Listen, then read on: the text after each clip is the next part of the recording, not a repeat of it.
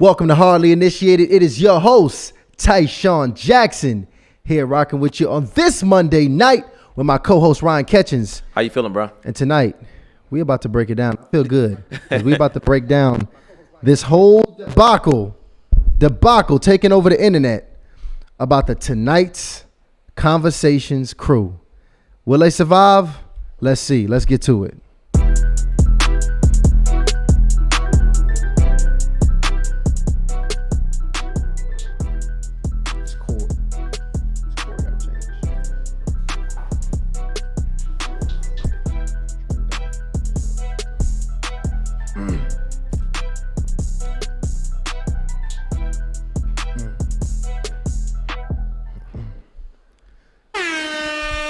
Good night, family. Good night, good evening, depending on what side of the world you're on.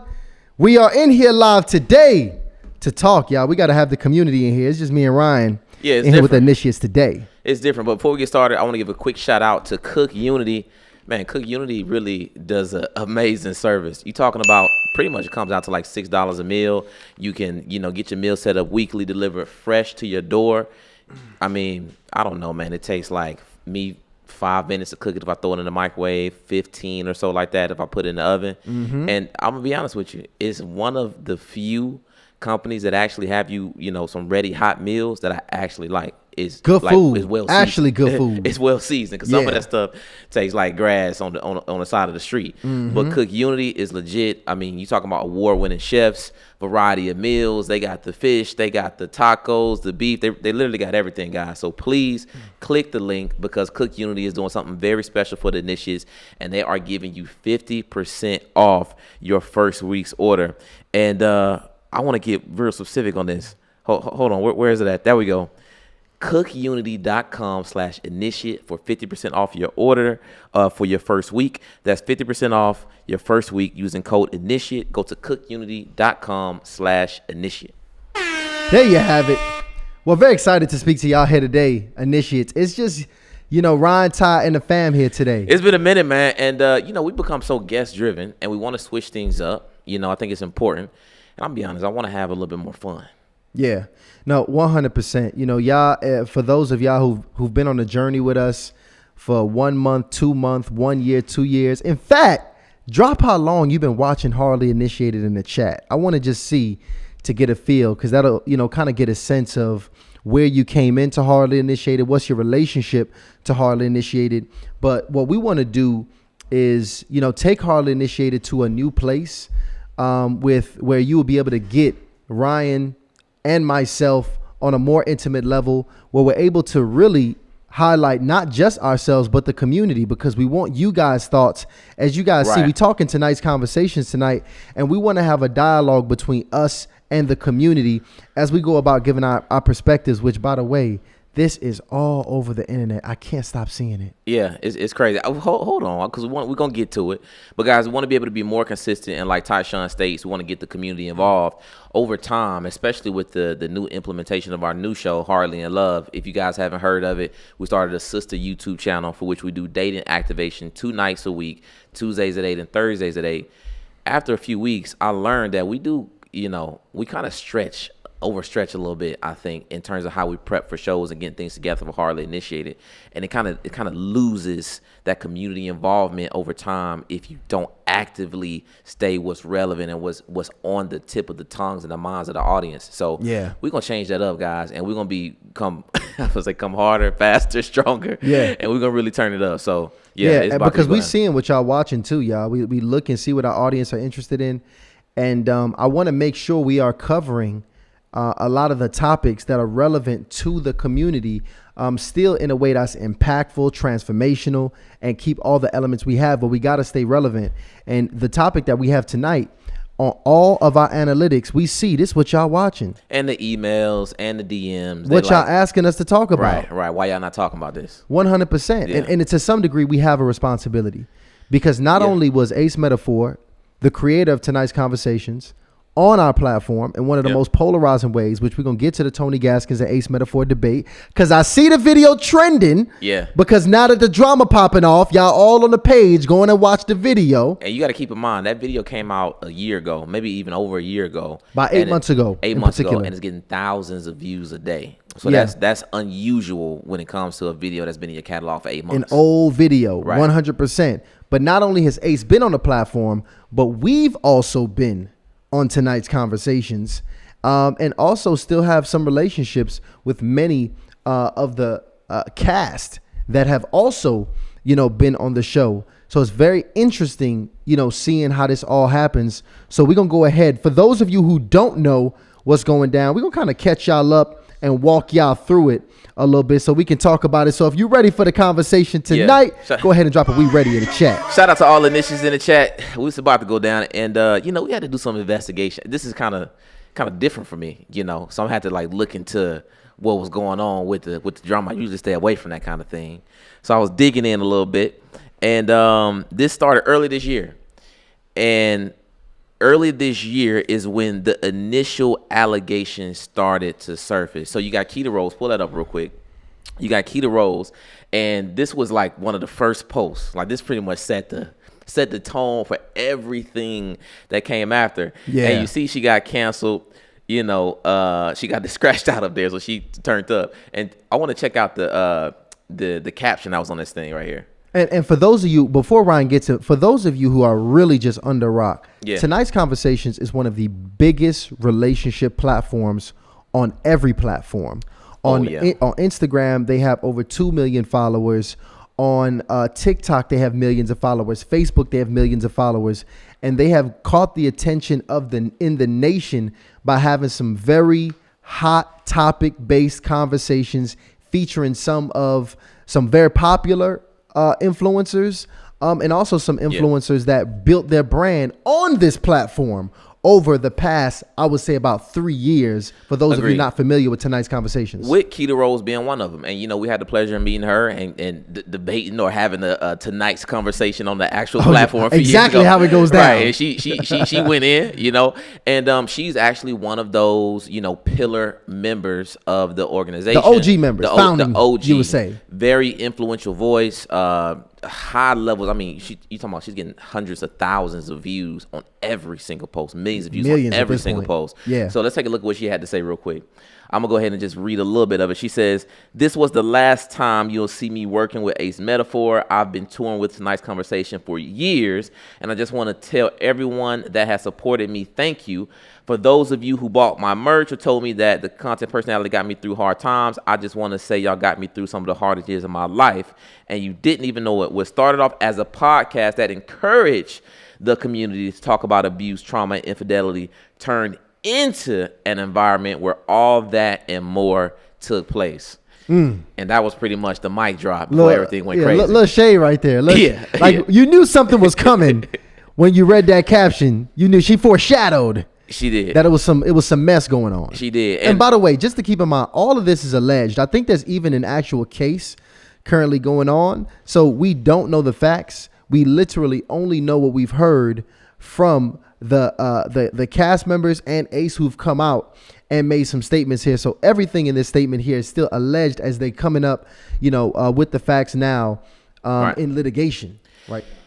And it's an online battle right now. It's a real beef. You talking about this whole situation is getting millions of views. I've seen other channels having conversations about, what's happened here, and that's getting millions of views. So it's a real thing. And shortly after that post that we just showed y'all, shortly after that commentary from Keita, that's when pretty much is a series. I want to say she's on video 11, I think. Video 11 it's a tell-all series going on right now. It's a tell-all series. It reminds me of Risa Tisa, except for a lot better. Oh yeah, because Keita's a character. Yeah, Keita's a damn character. So when she telling a story, you gonna see. I mean, she gonna put her back in the story all the way into it. And the thing about it is, you got to keep. You see that last post? She said, "Hey, I've been working with tonight's conversations for years." Yeah, and you know how it is when you've been working with somebody for years. At some point, they know every single thing about you. Yeah. And if you got a very intimate relationship, and that's the thing, when I say intimate, I mean you just really been rocking with that person over time. And it was that kind of, with our experience, it did seem like a very much so family type of environment, like with the filming and kind of the social aspect of it. For sure. And I can imagine years of time spent with somebody, you gonna know the dark secrets. Oh, facts. Yeah. Facts. Yeah. So this is pretty much. I don't even want to play the audio on it. I don't even want to play the audio. But many of y'all have seen it. But I want to just see without the audio what this looks like. Yeah. And look at these faces. And first of all, y'all have seen this already because it's on TikTok. This series she's dropping is on TikTok. Yeah. It's on Instagram, and it's essentially she's literally detailing all of her own experiences, what she considers, her abuses, her traumas, everything that was going down on this platform. And I'm gonna be honest, man. I have a personal relationship with Ace, so I've had a very different experience with Ace myself. Likewise, because I've had a very professional relationship with Ace, and I wasn't as close with Ace, but I was close enough where if I needed to understand something or wanted to understand how to do something in business or whatever the case might be, I would be able to call Ace and kind of figure that out. Because one thing I would say, Ace is a brilliant businessman. Mm-hmm. He is a brilliant businessman, but he was in a tough business, and I'm gonna save that. I'm gonna talk about business. A little bit of that as we kind of get into this. But that's good. I mean, that's what our experience was. Business counsel, white glove service when it came to being employed by Ace. When we actually went out there, it was absolutely white glove service. Everything was paid for. We had everything we need. But things could be different when there's different levels of relationships. No, facts. Yeah. So if you saw that video, I mean, like we was literally playing it inaudibly when you can't even hear it, and you can see she's chronicling some of these things. And just to kind of go over some of these things, she's talking about inappropriate comments about her weight by Ace. Claimed he encouraged female team members to quit the jobs for the show's benefit, claims of sexual misconduct, unpaid commissions, and a general pattern of disrespect within the workplace. So, once all these things got going on, go ahead into this next one. Once all these things got going on, you saw other people. Yeah, that's the whole series right there, guys. Y'all see this? It's kind of crazy on there. But you saw other people now begin to come out and start sharing kind of what their experience are. And keep in mind too, when you talk about these allegations, a lot of times, some of the allegations I was a little unclear about, but I think one of the most egregious is that he's currently being alleged to be having sexual relationships with some of the women on the cast, as well as having sexual relationships with even the women that were on tour. Right, and that's why we got to, kind of lay this foundation, because that's why we need to go back to Tony Gaskins. Because Tony Gaskins, we're going to go look at the debate. We're going to literally do a mini watch party. But I think it can be stated that some of these things were kind of being foreshadowed by Tony and some of the things he was saying, what kind of business you should be standing on. But we'll talk about that in a minute. Yeah. I want to run this clip real quick, because this is kind of when, some of the other cast members started getting involved. We got sound on this one? Okay, so we should have sound on this one here. Let's see if we got some sound on this one here, as Lionel's trying to pull this one through. Because what this is, by the way, for those of you who don't know, this is a call or a live between Randy as well as Keita, because Randy now is also, having her own story. Right. And I don't know exactly what it is. I'm going to try to figure it out. As you guys are asking me, it's just really just what's going on in the community right now, the relationship community. I don't know if she got kicked off the tour, if she left the tour, if it was about money. All of that is really still unclear, but it's definitely some beef going down where now they're both. I think Randy's also about to start coming out and telling her side of the story as well. Right. Because Randy's also saying that she experienced a ton of abuse on this tour, because essentially the person I know, Ace, is very different. They say the way he communicates with the men and the women is not the same, which is really tricky, because when you think about it, a lot of people call Ace Derek Jackson 2.0, when they roasting him. And I get it, because he's talking to the ladies. Like, that's what he does. Like, he's got a female audience. He's communicating how, they would prefer to hear it. How to heal, not to deal with these kind of men, the kind of man they should stay away from. And I'm going to be honest, that's a scary that's a scary person to be when you're the expert teaching women how to live. Right. Because I think it's assumed and expected that if you're the man who's sitting in the seat and talking to women about how men should operate, You must be that. then your track Right. record better be damn pristine. Agree. It better be pristine, Agreed. single or not. Like, you can't be abusive to ladies on one side and then on the other side be giving ladies game. That's why this is a big shot at his brand right now. I agree. And Ace is really going to have to prove that what's coming out right now is BS and it's not true, because you cannot play both sides of the fence. Yeah, we saw what happened with Derrick Jackson's brand, after, the some of the allegations were proved to be true on his end. And now you got Ace involved and he's in the mix. And this time it's not just, customers or, family. It's like people he's been working with, over years. Yeah. So it's tricky. And when you got a super polarizing, engaging, platform that's reaching millions, is literally people waiting on your downfall. It's literally people waiting to prove that you are not the person that you are portraying to be. Oh, absolutely. Yeah. No, absolutely. They can't. One thing, especially our community, I'll tell you this. One thing about We love that. One thing about black folks in the black community, we love a good fall. Yeah, and some good gossip. We love a good fall. Yeah. It's like we can't wait to see somebody climb all the way to the top, and then we bring them all the way down. And we like to paint it. We like to paint people with the brush of perfection. So as soon That's as true. they start to show improve, or as soon as they start to speak about these things, what you should do, what you shouldn't do, all of a sudden you only expect perfection, and anything outside of that is over for you. You cancel. Honestly, let me tell y'all something. Me and Ryan, and y'all don't even see these things or understand a lot of the things we wrestle with, but we wrestled with this, but because a lot of the reasons we introduce a lot of the topics that we've introduced a lot of debates. There's certain things that we do that I even believe will be counter to the majority woman audience that we also have, because we typically wrestle between a 60 to 70%, audience of women. We intentionally put episodes that we know will engage men. Right. So we can continue to curate and have men active in the community and watching Hardly Initiated, which is why now I think with the last 3 months, we probably at about 56% ladies, which is crazy. which is some of the best we've done, because Yeah. it's very hard. Because what you'll see most guys do in this game, you'll either only want to talk to women or you'll only want to talk to men. Because if me and Ryan really wanted to run up this bag, we would say, hey, sister, let me tell you what you need to do. Exactly. That man that don't text you back, he ain't texting you back. Go ahead and block. We will go ahead and get on that same bag, because Yep. women are moved so easily and so emotionally. But just in high integrity, I'm not even about to do that, because first of all, I just stopped smashing for real last year. Yeah. And Yeah. I'm not about to go ahead and put on the whole front, knowing that we still in the process, and we still, are in we're not about to rush no sanctification process Right. just to get views or to sell a little self-help book. That's just not even authentic to the brand or who we are. But we are going to facilitate conversation and be honest about where we at, Yeah.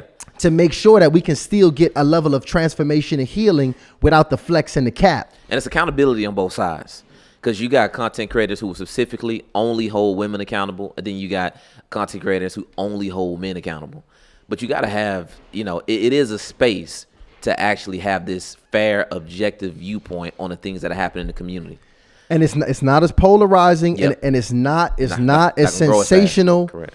as us going ahead and beating up on the guys, because that's way more sensational, and that's way better for the viewership for content creators, which is the tough position a lot of content creators are in, trying to be able to drive polarization with high integrity. Right. It's tough. It's so tough and it's so hard. Yeah.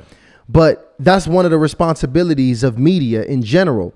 And we take that responsibility very seriously. Big fact. Shout out to all the initiatives in the chat. We got 1,300 people in there. I'm going to drop a poll. What you feeling like?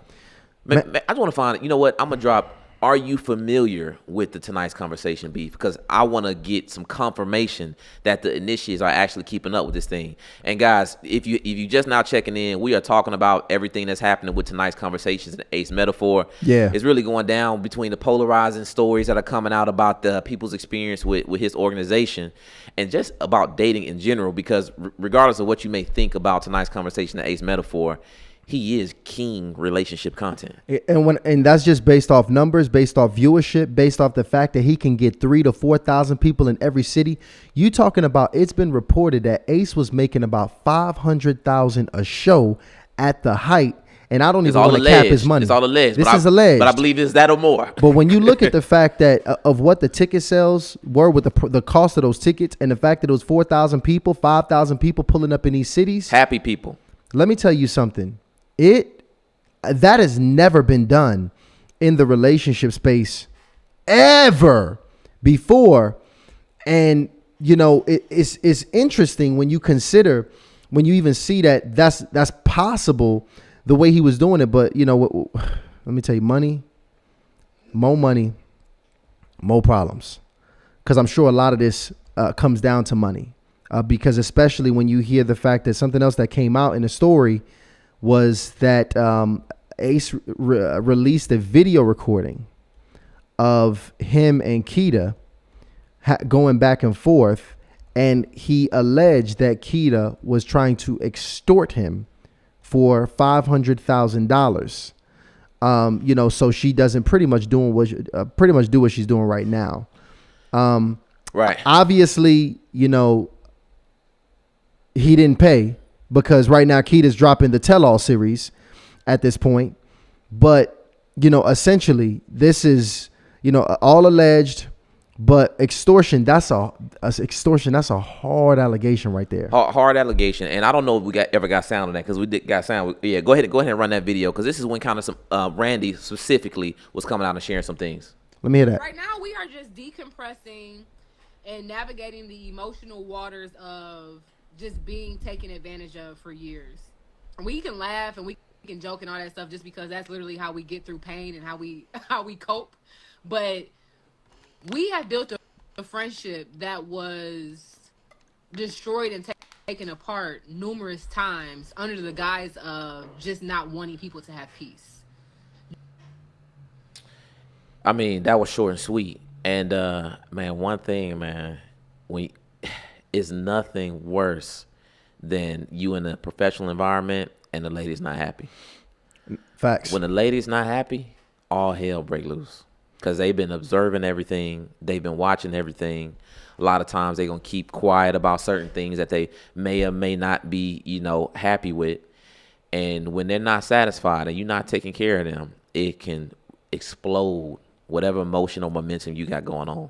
No, facts. And these ladies, they not happy. Yeah, so you can tell, obviously this is happening here. When you see somebody this pissed off, this has been festering for the last few years, y'all. This is nothing new. So, you know, people seeing other people, you know, favoritism. I'm hearing favoritism going down. So these ladies will feel like other people are getting treated better. Other people are making more money. They're not being compensated the way that they should be. All of these different things are happening. And then you throw sex in the picture. Right. Man, most of us, and I was telling Ryan about this before the show, the biggest reason I want a wife at this point in my life, protection, is because the biggest thing right now that can tear down everything me and Ryan is building, I'm talking about everything that we have been building, our vision, everything is purely related to dick discipline and sex. Us not being able to control our sexual desires, and that's for every man, fellas. Like, not being able to control your sexual desires is how you destroy your bag. Yep. It is how you literally destroy your entire purpose. So it is imperative that in these environments, your work environments, your life environments, everywhere, you are just unmoved sexually by all the temptation that'll come. Because especially if you rise in your career, I mean, if you get more successful, more attractive, more status is growing. Yeah. Sex become easier, and you just gonna have to get stronger with it. Because if not, And you're in these very you're gonna lose intimate- everything. Agreed. You're in this very intimate environment. So, you know, you got women seeing you as a person in a leadership role. You got men who are giving you the respect. They're looking to learn and grow and develop. And when the ladies are in this intimate environment and you got this family-oriented environment going on, it's going to be some sexual attraction that could be built. Absolutely. And you literally have to put barriers in front of yourself to protect yourself. So when you show up to the company outing and it's a 3-hour event, you may have to leave an hour and a half, 2 hours early. Facts. Right? When you negotiating payments and money, you may have to put a buffer in between what you negotiating with the people. So you may not actually be the person that's negotiating what the commissions and all these things are going to be. Because all it takes is a flirt here, a flirt there, a mishap there for everybody in the work environment to be on edge about what you may or may not be doing in terms of playing favorites with other people. And when things start getting too family oriented, Oh, yeah. that means things get convoluted. Yeah. Like you got to make sure you keep a professional work environment, even though, you know, it's integrity. We have a good time. We get to know each other, but it has to stay. It got to be a high integrity environment. Because even just some of the things, if what the ladies are saying is true, you can just tell it was a loose environment. People just saying things that are inappropriate here and there. That locker room talk. Locker room talk going down here. They never, you can never get away with locker room talk. It's always documented. It's always documented. They may not say Always. nothing, but you said it about this one who you having a drink with, or you having an intimate conversation with. You saying it about the other person. They may laugh about it. They may even come in with their own locker room talk. But what you stated is always documented and recorded, and it will come out. Facts. So when we talk about fight the flesh, matter of fact, go ahead and get them fight the flesh bracelets. Agreed. Right now, just in case you need Agreed. you a nice little reminder on your wrists. Because fellas, again, and I'm talking to my guys, obviously we already talk to the ladies all the time. Ladies understand the importance of sexual discipline, but my guys, man, it just gets to a point where at the level, especially even Ace is at, you know, even and me and Ryan, you know, we talking about going on tour, being in these different environments. You know, I don't care if you're married or not, you're gonna be tempted. Yep. And you gotta be 100,000% solid in any room, in any environment you walk in, because people, again, in this extortion exposure culture, people, man, a tell-all. Remember when tell-all books was some uncommon and almost looked down on? It was frowned upon. That was shame. Right. To tell all. Right. I think the first one I remember was like It was Superhead. Yeah, Superhead was like one of the first popular. and people was disgusted by that. Yeah. Like, you know, That went against the code It did. of the culture. It did.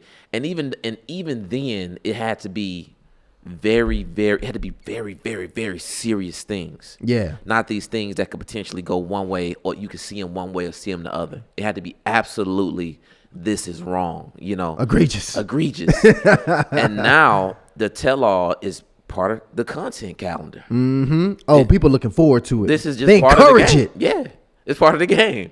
And the thing about it is now is because that's the thing about the internet now, is literally no rules. Yeah. Say whatever you want to say, do whatever you want to do, talk about whoever you want to talk about. You know, they push a lawsuit. If you can fight it, you fight it. If you can't, you take it down. Yeah. But you literally, the goal for most creators are just to push it to the absolute limit. And even if the things are baseless, or even if they're true, or even if they just kind of in that gray area, as long as you have a loud voice and you can put it out, you're going to have an impact on how that other person is perceived. So at this point, it's not about what's true and not true. It's simply about who has the most compelling storyline.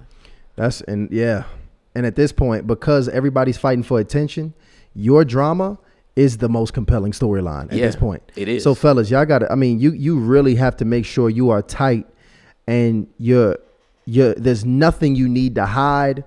There's nothing that that anybody can hold over your head, because you literally are absolute walking with 100% self-discipline and just a clean track record. And if you're not, you better be honest about where you at in it, and not be capping on the mic. And there was some very interesting things shared too. I mean, it's so much. You know, I know we don't want to go all the way into every single thing, but even on the other side of things, you had Keita. It was one post I was checking out, and she was talking about how, you know, she stated before how, you know, you can be in these environments, these abusive environments, and be as quiet as, you know, quiet about it. And she talked about how easy that can happen. Yeah. And that's, you know, really a word to the ladies and men, anybody in abusive environments. It could literally be you. You could literally be preaching against and standing on 10 toes about how to help people get out of these situations and literally be in that exact same situation. Yeah. It's just wild.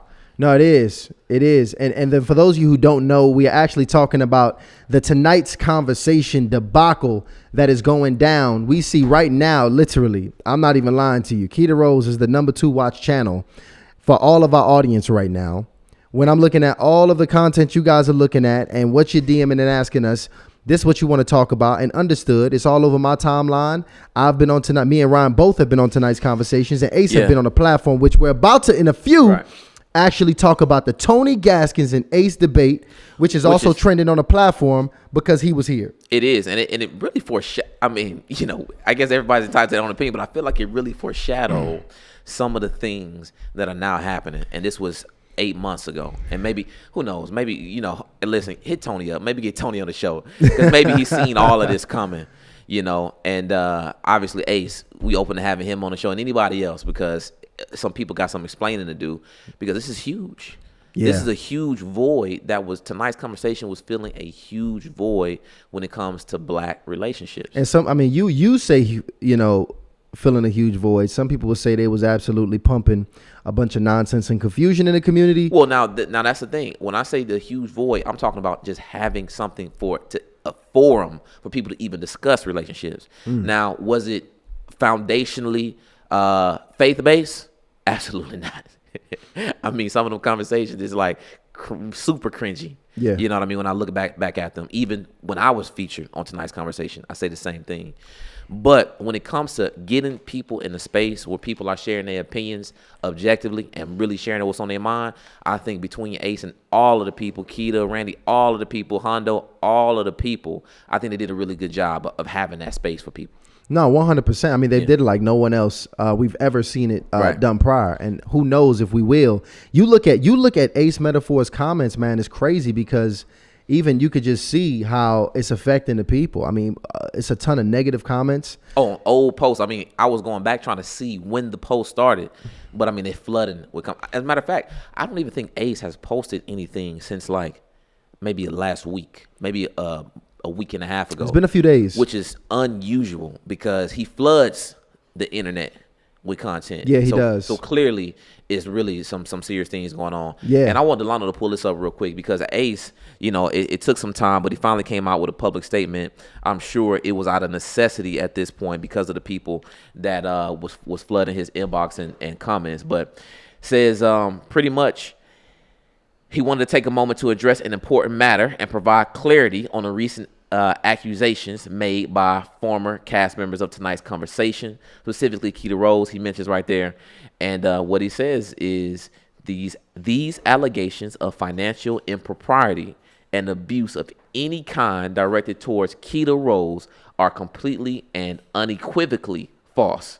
Integrity has always been at the core of everything I do, and I want to assure each of you that there is no basis for these claims. So I'm laughing. He called him BS. Because when I see impropriety and unequivocally, I'm like, Ace, he got them attorneys on deck. Right. That's bad. That's letting you know. When they start using that kind of language, okay. It's the Cochran firm on that one. Yeah, I'm telling you. He got the squad on that one. So it probably is really going down in somebody's offices right now. They drawing up some serious paperwork. It's about to put some, I don't even know what you call it, injunctions, functions. I don't know what you call it. But facts. Whatever they be sending out to each other, it's about to be going down. It's about to happen. And just so y'all know, I don't want to just assume anybody from the cast of tonight's conversation, Ace, you included, Keita, Randy, a lot of people whose names are involved in this. open invitation or hardly initiated, for us to be able to go about discussing, because that's what the discussion here is about. I actually want to go ahead and get into Tony Gaskins. Let's drop a poll. Yeah. Well, I dropped one post. Let me close this one quick. We got 1,600 people in the chat, guys. Do you know about tonight's conversations, Beef? And 43% of people say yes. We got the 57% of people say no. They don't even understand what's happening. They don't, which I'm completely in awe about. But but I understand. Listen, that means you got your head down. You probably listen to some James Tour. You got some Tiffany Buckner playing in the background. You got that Tiffany Montgomery going on the iPod. So listen, I'm totally cool with you not knowing anything that's going on. Stay focused, baby. Stay focused. Right. This is for my Christians that they timeline still a little algorithmic to. And I mean, here's the thing: we've been in the relationship space for a while. Oh yeah. So this is relationship content, and we still in the relationship space, even though you've seen our content kind of lean where me and Ryan's journey has been over this last quarter. Listen, this is still a very important genre that we want to be a part of and need to be a part of, because it's probably linked to some of our deepest traumas and pains. And we're actually got some big plans for how we're going to put out some more content. But Tony Gaskins was brought on when we were deeply in the path of putting out relationship content. Yeah. This is 8 months to 12 months ago when he came onto the platform. He actually came on the platform twice. Yeah. And within about, I think it was a 3-week span, because I remember the first time he came on, he told us he was coming back to Atlanta. Wait, that was the 2 interviews was 3 weeks in between? I think there was about 3 weeks in between. Wow. Yeah. Okay. It was about 3 to 4 weeks in between, and somebody could go ahead and check it out and fact check it, but it was really close. Yeah. In between one another, and it was all around the same topics. Yeah. Because the very first interview that he came on, he made some really big statements. Now, he didn't say names, but everybody was pretty clear on who he was addressing, because he actually made a statement that could clearly have been assumed that it was about tonight's conversations. And Delano, I think you have that one well queued up, correct? Okay, so we're going to play that shortly. And when he came on the platform, this was huge for us. I mean, you talking about 8, 9, 10 months ago. This was huge when Tony came on the platform. We was deep in the relationship space. Took, I think, quite a bit for us to get in contact with him before he finally came up. And when he came, you could tell. Came with the smoke. He had that ant on his chest. He came with the smoke. He really did. And listen, he was giving us the smoke. Everybody was catching strays. Everybody was catching strays. He said, but y'all know how Tony talk. Now, y'all understand these podcasters out here. the fornicating podcasters out here. The only reason y'all got a filing now, cause y'all single. See, now these women out, they delusional now. Y'all know how Tony get down. Hey, first off, everybody was catching strays. Everybody, listen, his viewers was catching strays. We was catching strays. Ace, anybody in relationship space was catching strays. Facts. And that's how he talked to you. That impression was dead on. Now, y'all want to be out here watching these single podcasters now. Now they're fornicating and they're going on tour, taking the fornication on the road now. And instead of reading your Bible, y'all want to be watching these little podcasts. Listen, we got to pull that up. He went crazy. Matter of fact, could you pull up the clip when he first came on here? This was, listen, a lot of people from is real life. Hold on, wait, pause it real quick. A lot of people from tonight's conversations, contact, not even to people from the relationship space in general after this interview was hitting us up. Yo, who was Tony talking about? People started straightening up after that. No, they tried to get right after that. No, 100,000%. It really had a big impact on the space, because this was a big conversation about who was qualified to teach. As you just seen, a lot of people flooding the relationship space. Yep. Because you see this happen in different industries. This happened in the finance industry when people just flood the finance industry. Now everybody got a course. Everybody's selling you products. And it's good that people understand that we got issues in our community where we got to improve our economic state. But it's bad when you got people who are unqualified trying to sell you a course on how to get some money. Correct. But it's now you also, go ahead. Low barrier to entry. So everybody's getting in the game. The relationship space was hot. We experienced people coming in pretty much trying to be hardly initiated 2.0. Yeah. And it was everybody and their mama trying to get in. And this was when the conversation was probably at its highest. And so we saw the same thing happen in the relationship space where people are flooding in. people are unqualified to be the experts, that they are. They selling courses. You talking about people who, I mean, I don't even know how even give a one-on-one coaching.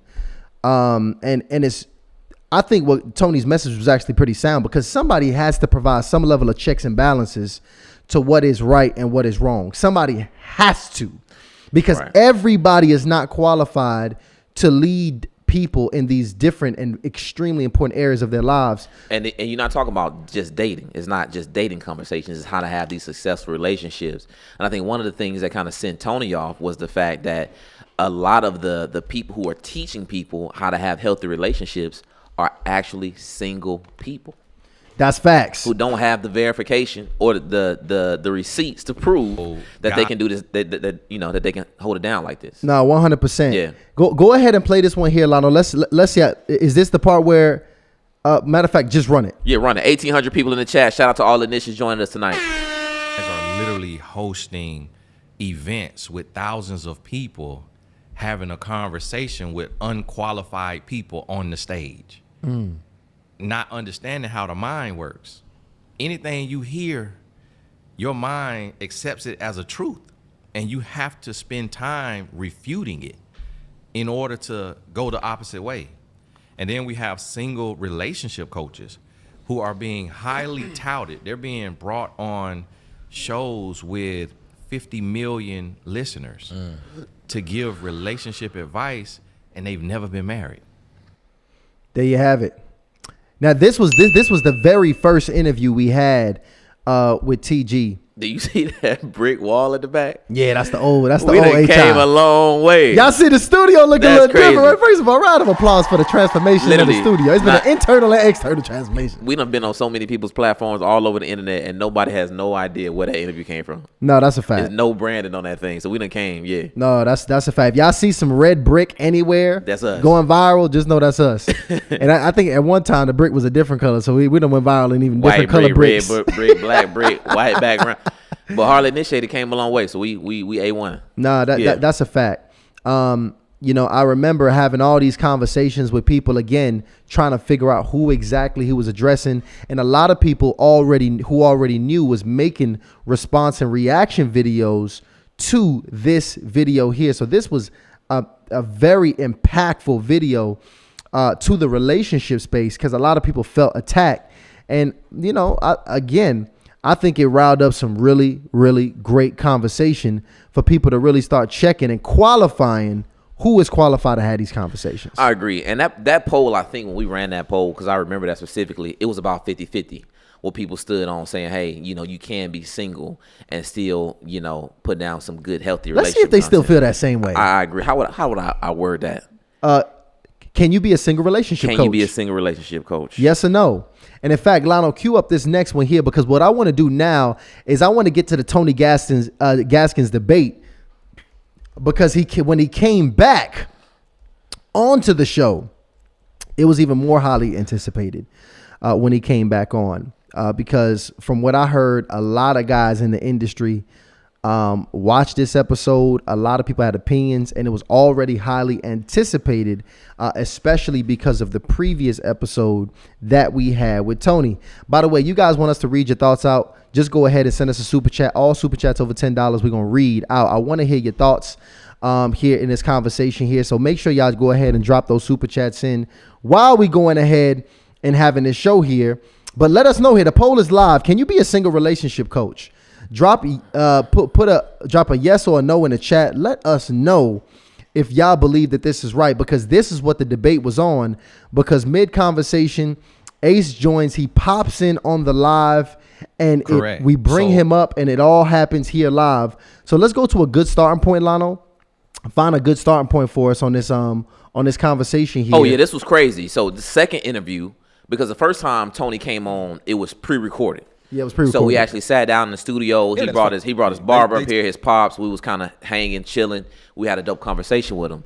Now the second time, we decided to go live, and this was a completely different experience. We were kind of still fairly new to running the initiation hotline, I think, because if you've been following us for a long time, the initiation hotline started off as literally people calling in Yeah, it was a It phone. You literally could a dial phone. in. You could dial in on a phone. And I think at this time, right before we had gotten him on, we had just converted to this video element of calling. We've been doing it, probably been doing it for a couple weeks now. Yeah. Just for a couple weeks now, we've been having the video element on StreamYard. Right. So we having the conversation. At this point, he's stating with specificity the who, what, when, where, who he got a beef with. Yes. And we had an impromptu surprise guest, which was Ace, who literally jumped in the back room on the initiation hotline. Tyshawn sees him, asks permission from Tony. This is live on air, and I was completely blown away by this because I think you had access to the Zoom at that point, and asked him if we can bring Ace onto the platform. Ace, you can clearly see he's locked, loaded, ready with his studio, and we brought him in, and let's go ahead and take a look at what happened. And this is a home studio for Ace too, so a lot of people actually don't know that. So it's very easy for Ace to be up in the studio at any given time. Oh yeah, because people was like, oh no, this was absolutely impromptu. It was the initiates. The initiates were literally sending him the video saying, hey, Tony is talking about you, and he got on to address it. So check it out. Go ahead and start that video for me, Lano.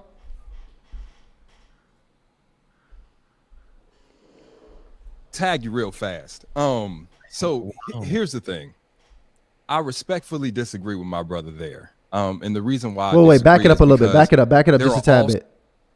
Yeah, we gotta get the. There you go. Yeah, Right there. Shit, you know, everybody, internet is funny. They tag you real fast. Here's the thing. I respectfully disagree with my brother there. And the reason why I disagree is because there are all sorts of people from all sorts of walks of life. While I understand your perspective as a married man, brother, and this is also tagged along to the Instagram post that you guys made a couple weeks ago. While I do understand your perspective, there are so many people right now struggling with dating, getting in and out of situationships, relationships, getting their heart broken. And even then I can say to you, brother, that maybe you're out of touch there. You know what I'm saying? So there are people that I bring on my panel that have walked and touched all different parts of life. This woman may be able to speak to this particular experience. This man may be able to speak to that particular experience. And that might reach somebody in that audience a little bit differently than you can. It doesn't mean that it's better, worse, or indifferent. It just means there are different perspectives. To think that all human beings are monolithic, that our walks of life all take the same course and the same path, and that there's one set of advice to give to all different people, to me seems out of touch, and it disqualifies a lot of people's personal experiences. One of the things I want to correct real quick that I heard that was spoken, now that we know the name is on there, like, we do have married people on our panel. That was the most confusing part about the whole thing. There are married people and there are actual relationship coaches and professionals that we bring. We have had therapists, we have had life coaches, we have had mentors, we have had people that are actively in the community be regular parts of our discussions. And so I just felt like it was a little bit of misinformation, and it comes from not actually, observing what we got going on. So let's pause it right there. Pause it right there. And what I want to do, by the way, Ryan, let's do this too. Okay. Because I also want to get the thoughts of our initiates. Okay. So can we go ahead and put a link drop a link now so people can come up? And we can also get the thoughts, because I want this to be a dialogue with the community. And y'all rocking with me and Ryan tonight, family. Honestly, it's going to be a lot of Ty and Ryan every night because, we love bringing the experts on, and we're going to always do the deep dives. We're going to always dig in. But one of the things, we have quite a few initiates that have joined us as lovers on the Hardly in Love platform, which is our sister community. And they told us, they said, hey, I missed this part of Hardly Initiated. And it was like, well, what is this part? Because this is all dating. You missed the dating? They're like, no. I missed the community. I miss coming in and knowing who was going to be in the chat. I miss coming in and hearing about where you and Tyshawn, what y'all think, what y'all doing, what y'all been up to. Yeah. So this is why we're going to bring a lot more of us, while at the same time making sure we bring the doctors and the therapists and the spiritual warfare leaders to make sure y'all get right. But this is very important. So I'm going to go ahead and drop that link in the chat right now. We want you to join in the back room because we about to get funky and make sure we listen to you guys and everything you got to say. And I know the chat is booming because we got 1,900 people in the chat. Shout out to Saida. Shout out to India for becoming an initiate. Shout out to Kay Ann, 19 months. Let me tell you something. We're gonna have to do something because when she hit that 24-month mark and she officially been rocking with us for 2 years, we're gonna have to do something for KN. Just so KN, that's what we're gonna do. Watch this.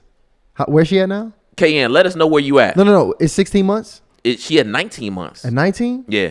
At 24 months, KN, you're gonna watch a show live in the studio. So we're gonna let you come to the studio and actually go ahead and watch a show live in the studio here in Hardly Initiated Studios. You got my word on that one, KN. Yeah, we're gonna That's get what you we're out gonna here. do. That's what we're gonna do, KN. We're gonna get you out as long as you stay side, KN, because you overseas. I don't know. It's a limit on them plane tickets, right? It's a limit. As long as you're between Cali and New York, we got you. And that's our word. That's our word on that. I say Tennessee. No, K, we got you. No, we got you, K. Shout out to Practitioner, her, a lover, and an initiate, sending over the super chat. Shout out to Dr. Steele. Says the real question is, have a person been in a relationship, whether good or bad? If the relationship was bad, what have the person learned from it? I get that perspective. Dr. Steele, go ahead and join us in the back so we can get some further perspective from you on that. Shout out to India Archie, member for 11 months. She almost hit in that year. India, we love you. Says, that's like me being a parenting coach and don't have any children. Make it make sense. I get what you're saying because a lot of business coaches that don't have businesses teach in college. So I totally get what you're saying now. We got 1,800, 1,900 people in the chat. I'm going to close out this poll before we get it popping. Can you be a single relationship coach? 65% of the initiates say no. And I officially just dropped that link, which I'm getting ready to pin to the top of the chat. Where was we at on this, Ace? There you have it. So Ace was giving his take on why he disagreed with Tony Gaskin's sentiment about tonight's conversation. Tony Gaskin's pretty much said, as you guys heard prior, it's a bunch of single, unqualified people on a stage giving people relationship advice. And Tony and Ace logged on here and is now giving his take on that statement. Can we go ahead, by the way, Delano, and hear what Tony... Wait, before you do that, what did you think about Ace statement? I mean, he came in smoking, and he pretty much was saying, hey, look, one, we do got some experts on the panel in the conversations, and two, not everybody is on the same thing. He literally goes out to say, hey, maybe Tony's out of touch in terms of what's going on in the dating market. So what were your general thoughts about things he was saying? Well, see, the reality of the situation is I truly believe that tonight's conversations, if we can really classify content, it's dating entertainment. It's dating entertainment.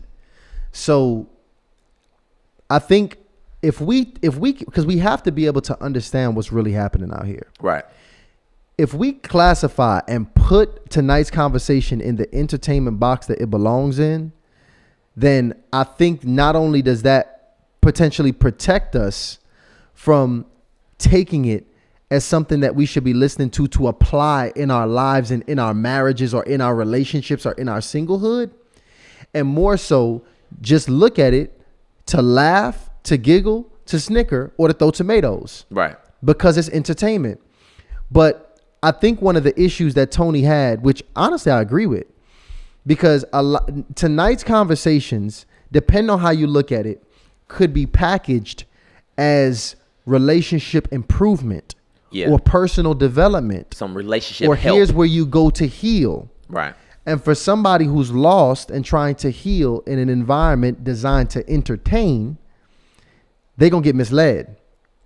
And, you know, it's tricky because when you think about how many people are actually lost in this world and actually need sound relationship advice, it's a lot of people.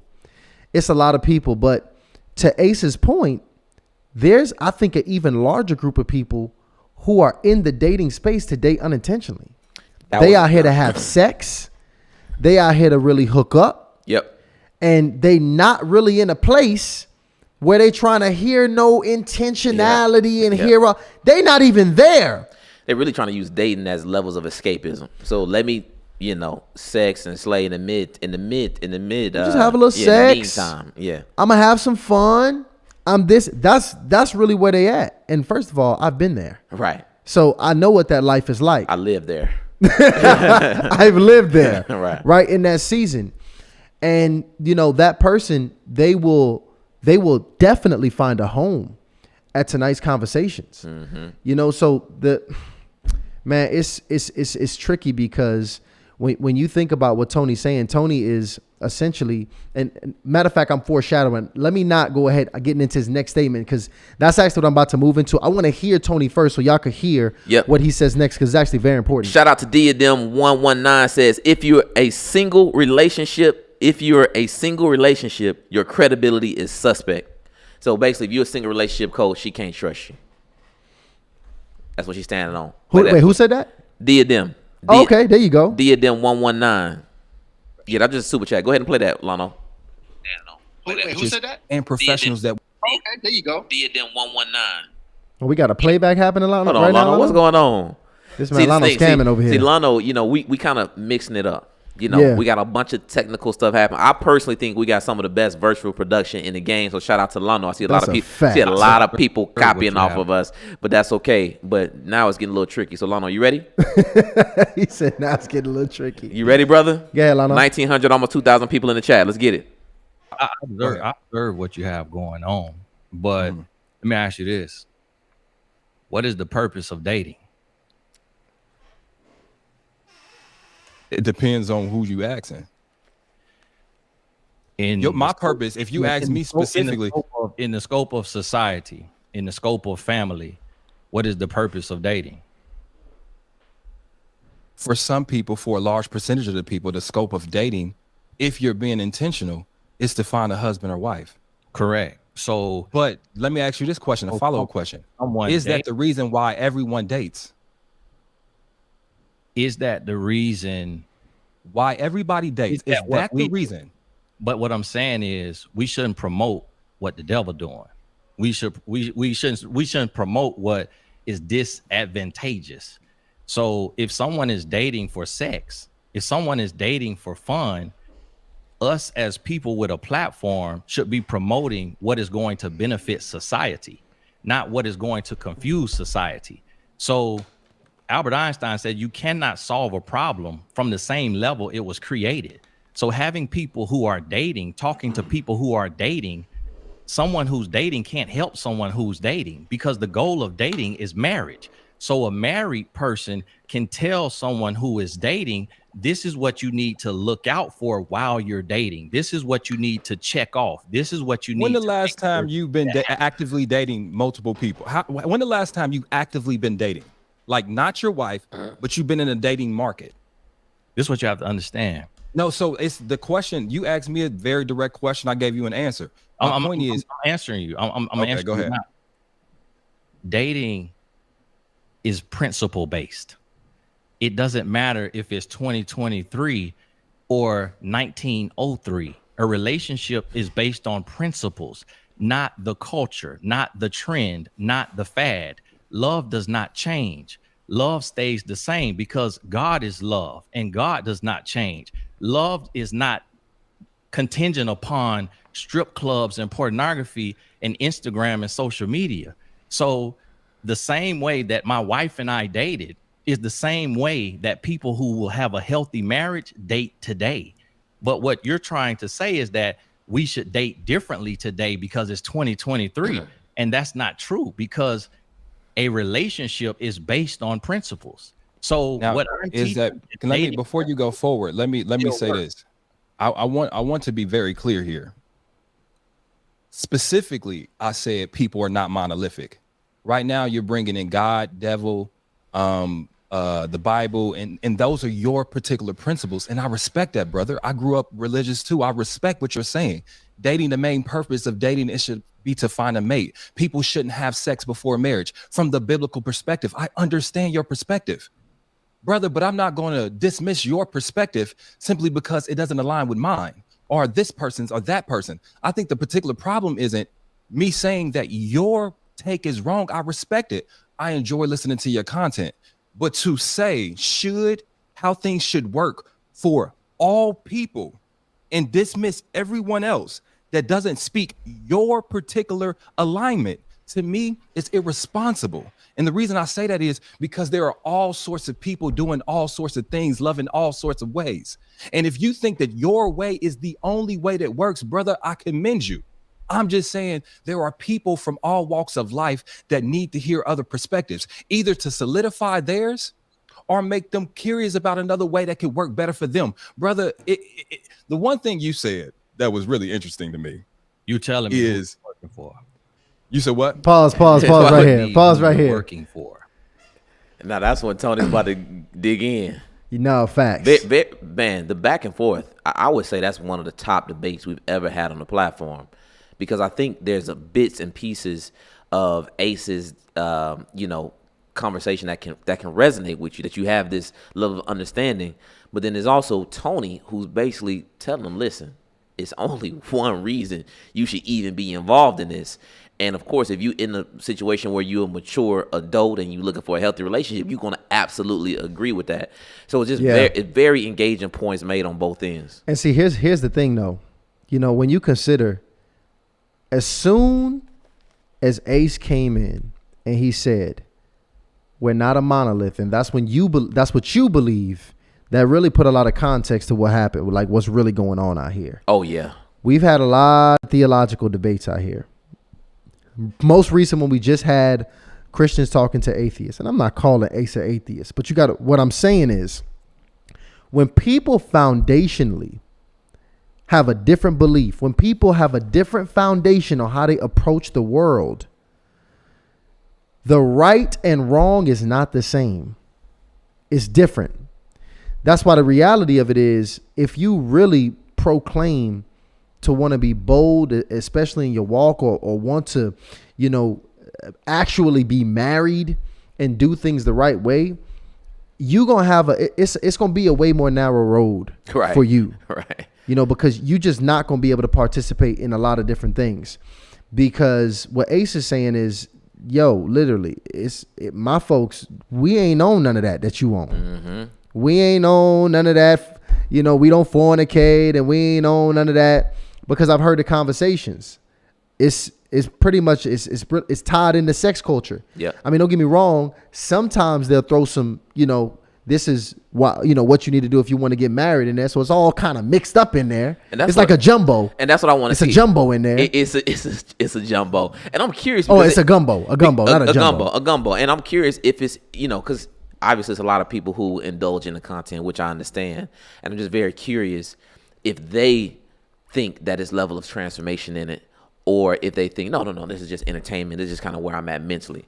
But it may be some people who are actually like, no, Ace helped me, and tonight's conversation helped me change my life. I'm not sure. I'm just very curious to actually speak to somebody who's been a day one fan of tonight's conversation to get their perspective on that. Yeah, see, to some degree, Tony is really right. And I would say a lot of people going to say here, if you don't rock with Tony, you're going to say he's self-righteous. You're going to say he's a hypocrite. It was a sprinkle of self-righteousness in there. That's just kind of how Tony rolls. It's a sprinkle in a lot. I mean, most Christians, when they really preaching, it's going to sound self-righteous. Yeah, I agree. Like, there's really no way you could tell somebody stop having sex, you're fornicating, and not be self-righteous. Like really trying to reproach in some degree is always going to sound self-righteous. But I would say this, man. Even as I'm trying to figure out this dating, like this being intentional now in my own life, it really is like very clear boundaries of things you should and should not do. It's very clear. Yeah. And when you make those boundaries murky, and when we just start playing around on, when we try to shade this thing and make it gray, then that's truly when, we are at our weakest level. Our defenses are at its weakest level as a relationship, as a people, right, for us to be able to just fail and get destroyed. So you really got to be tight about what's right and what's wrong. Like you can't really play the middle ground if you really trying to have a successful relationship. You just got to be clear about what you standing on. You got to be clear. Right.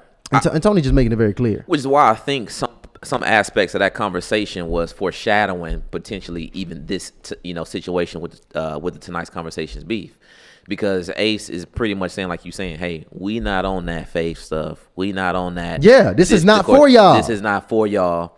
Now the thing is, if you're not operating foundationally on those principles, then potentially, and not to say, you know, people who operate with faith don't make mistakes, but if you are running, good point. But if you are running an operation where you like, hey, keep that as far away from my business as possible. We smash over here. Yeah, right.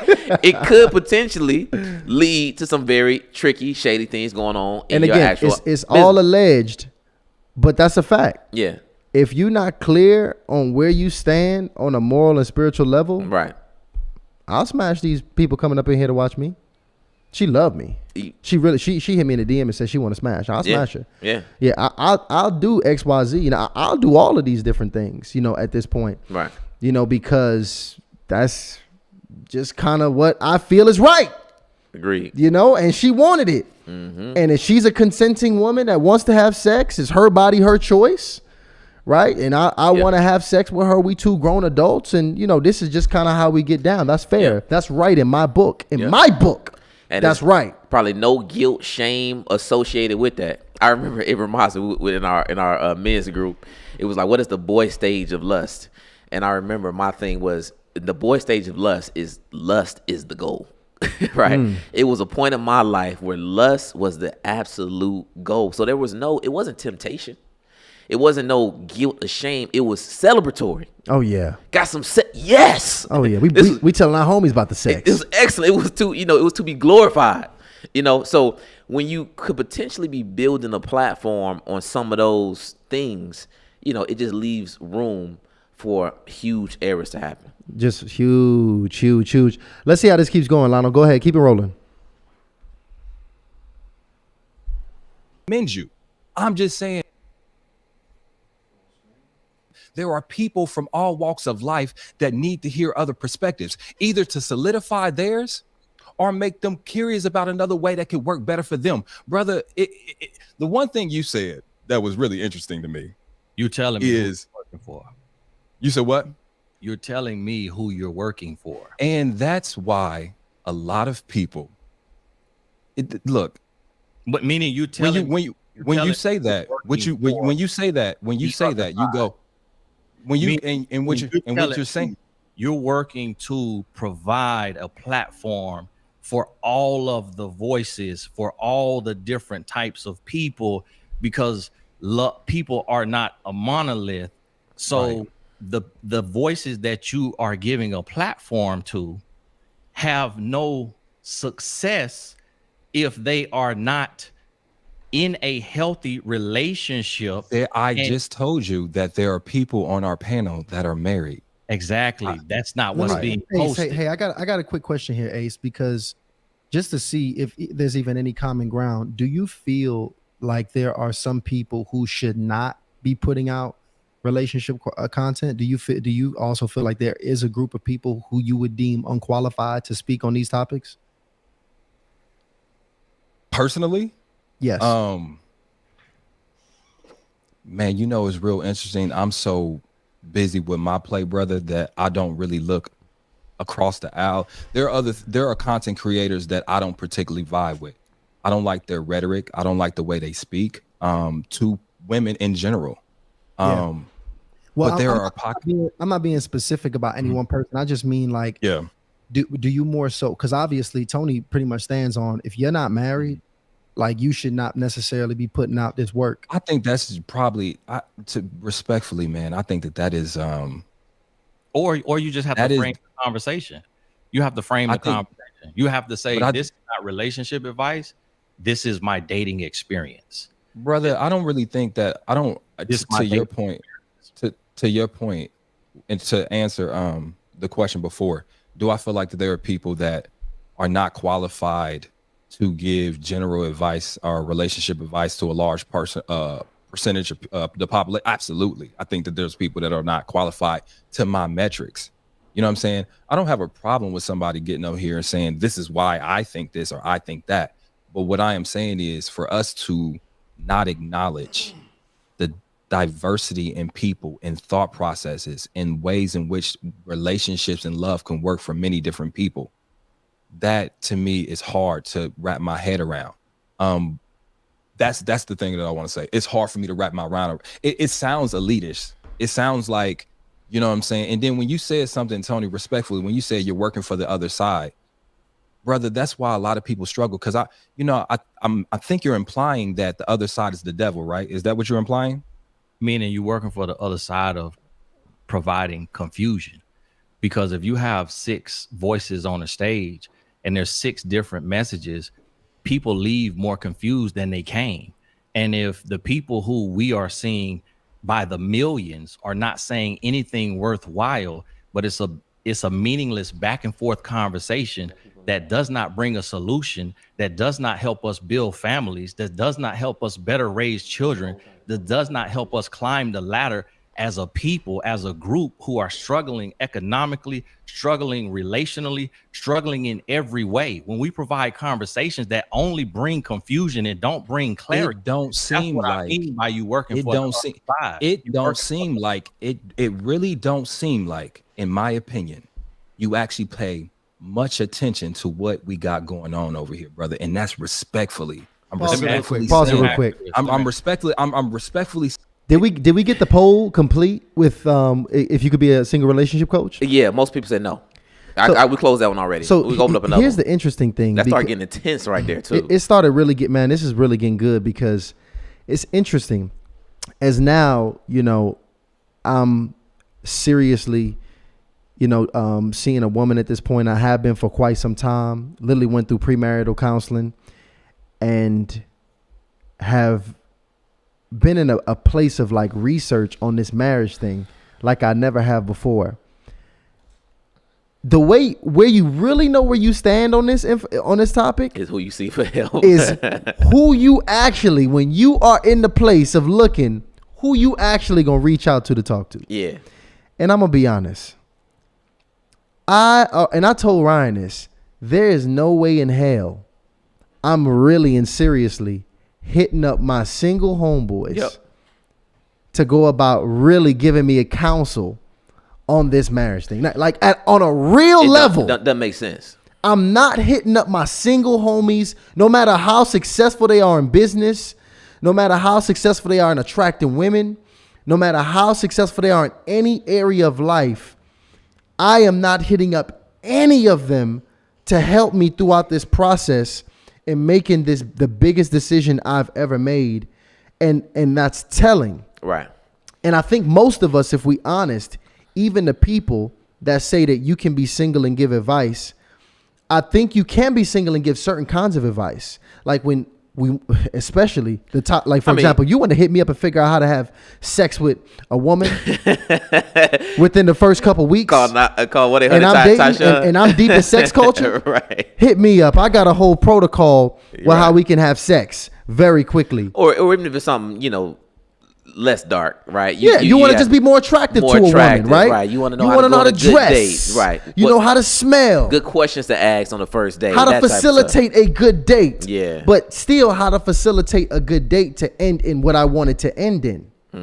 But still, even when we start talking about how to facilitate a date and we talking marriage, that's completely that date, different. A successful date is even different. That's completely different. In many ways. Because my successful date when I'm trying to have sex will have probably something to do with alcohol. Will probably have something to do with seduction. Yep. Will have something to do with making sure I'm like foreshadowing sex or physical contact to set a mood. I'm making sure we get back to the house so I can be in an environment that's intimate and that I control. So even the way a married brother would tell me what a successful date is, the way we define a successful date is even different. So it's really crazy because as you advance, and for my people who have seriously approached marriage, you would know that a brother who is single, I promise you, is asinine to seriously be in deciding and to talk to this person. That's why I'm speaking. I mean, not only are you gonna choose a married couple, but to counsel you, but you're gonna choose somebody who's been married for a while. You probably gonna choose somebody who got the same avatar you got. So if you are older man with a younger woman or an older woman with a younger man, you gonna try to choose somebody who's got that relationship dynamic. If you're in the interracial relationship, you're gonna try to choose somebody with that specific dynamic. So you're gonna get as specific as possible. And the last thing that you're gonna do is hire a single person to teach you how to go into this wedding, marriage, how to make the right decision, and how to treat your wife throughout. That No. it just literally doesn't make any logical sense. It doesn't. I mean, even if they're a therapist, you know, even if they're licensed, Published author, Published author. large followings, big podcast. It's none of that matters. Throw it out. Yeah, right. Throw it out, man. Where your wife at? What's that? Dr. Miles Monroe said he didn't like seeing pastors with new wives. Oh yeah, he said I don't rock with men that got new wives. Right. Shout out to Miles Monroe, Like, man, the great. When I met you, you had this little church and you had that other wife. Right. Now you got this big church. Big church and a new wife. A new wife.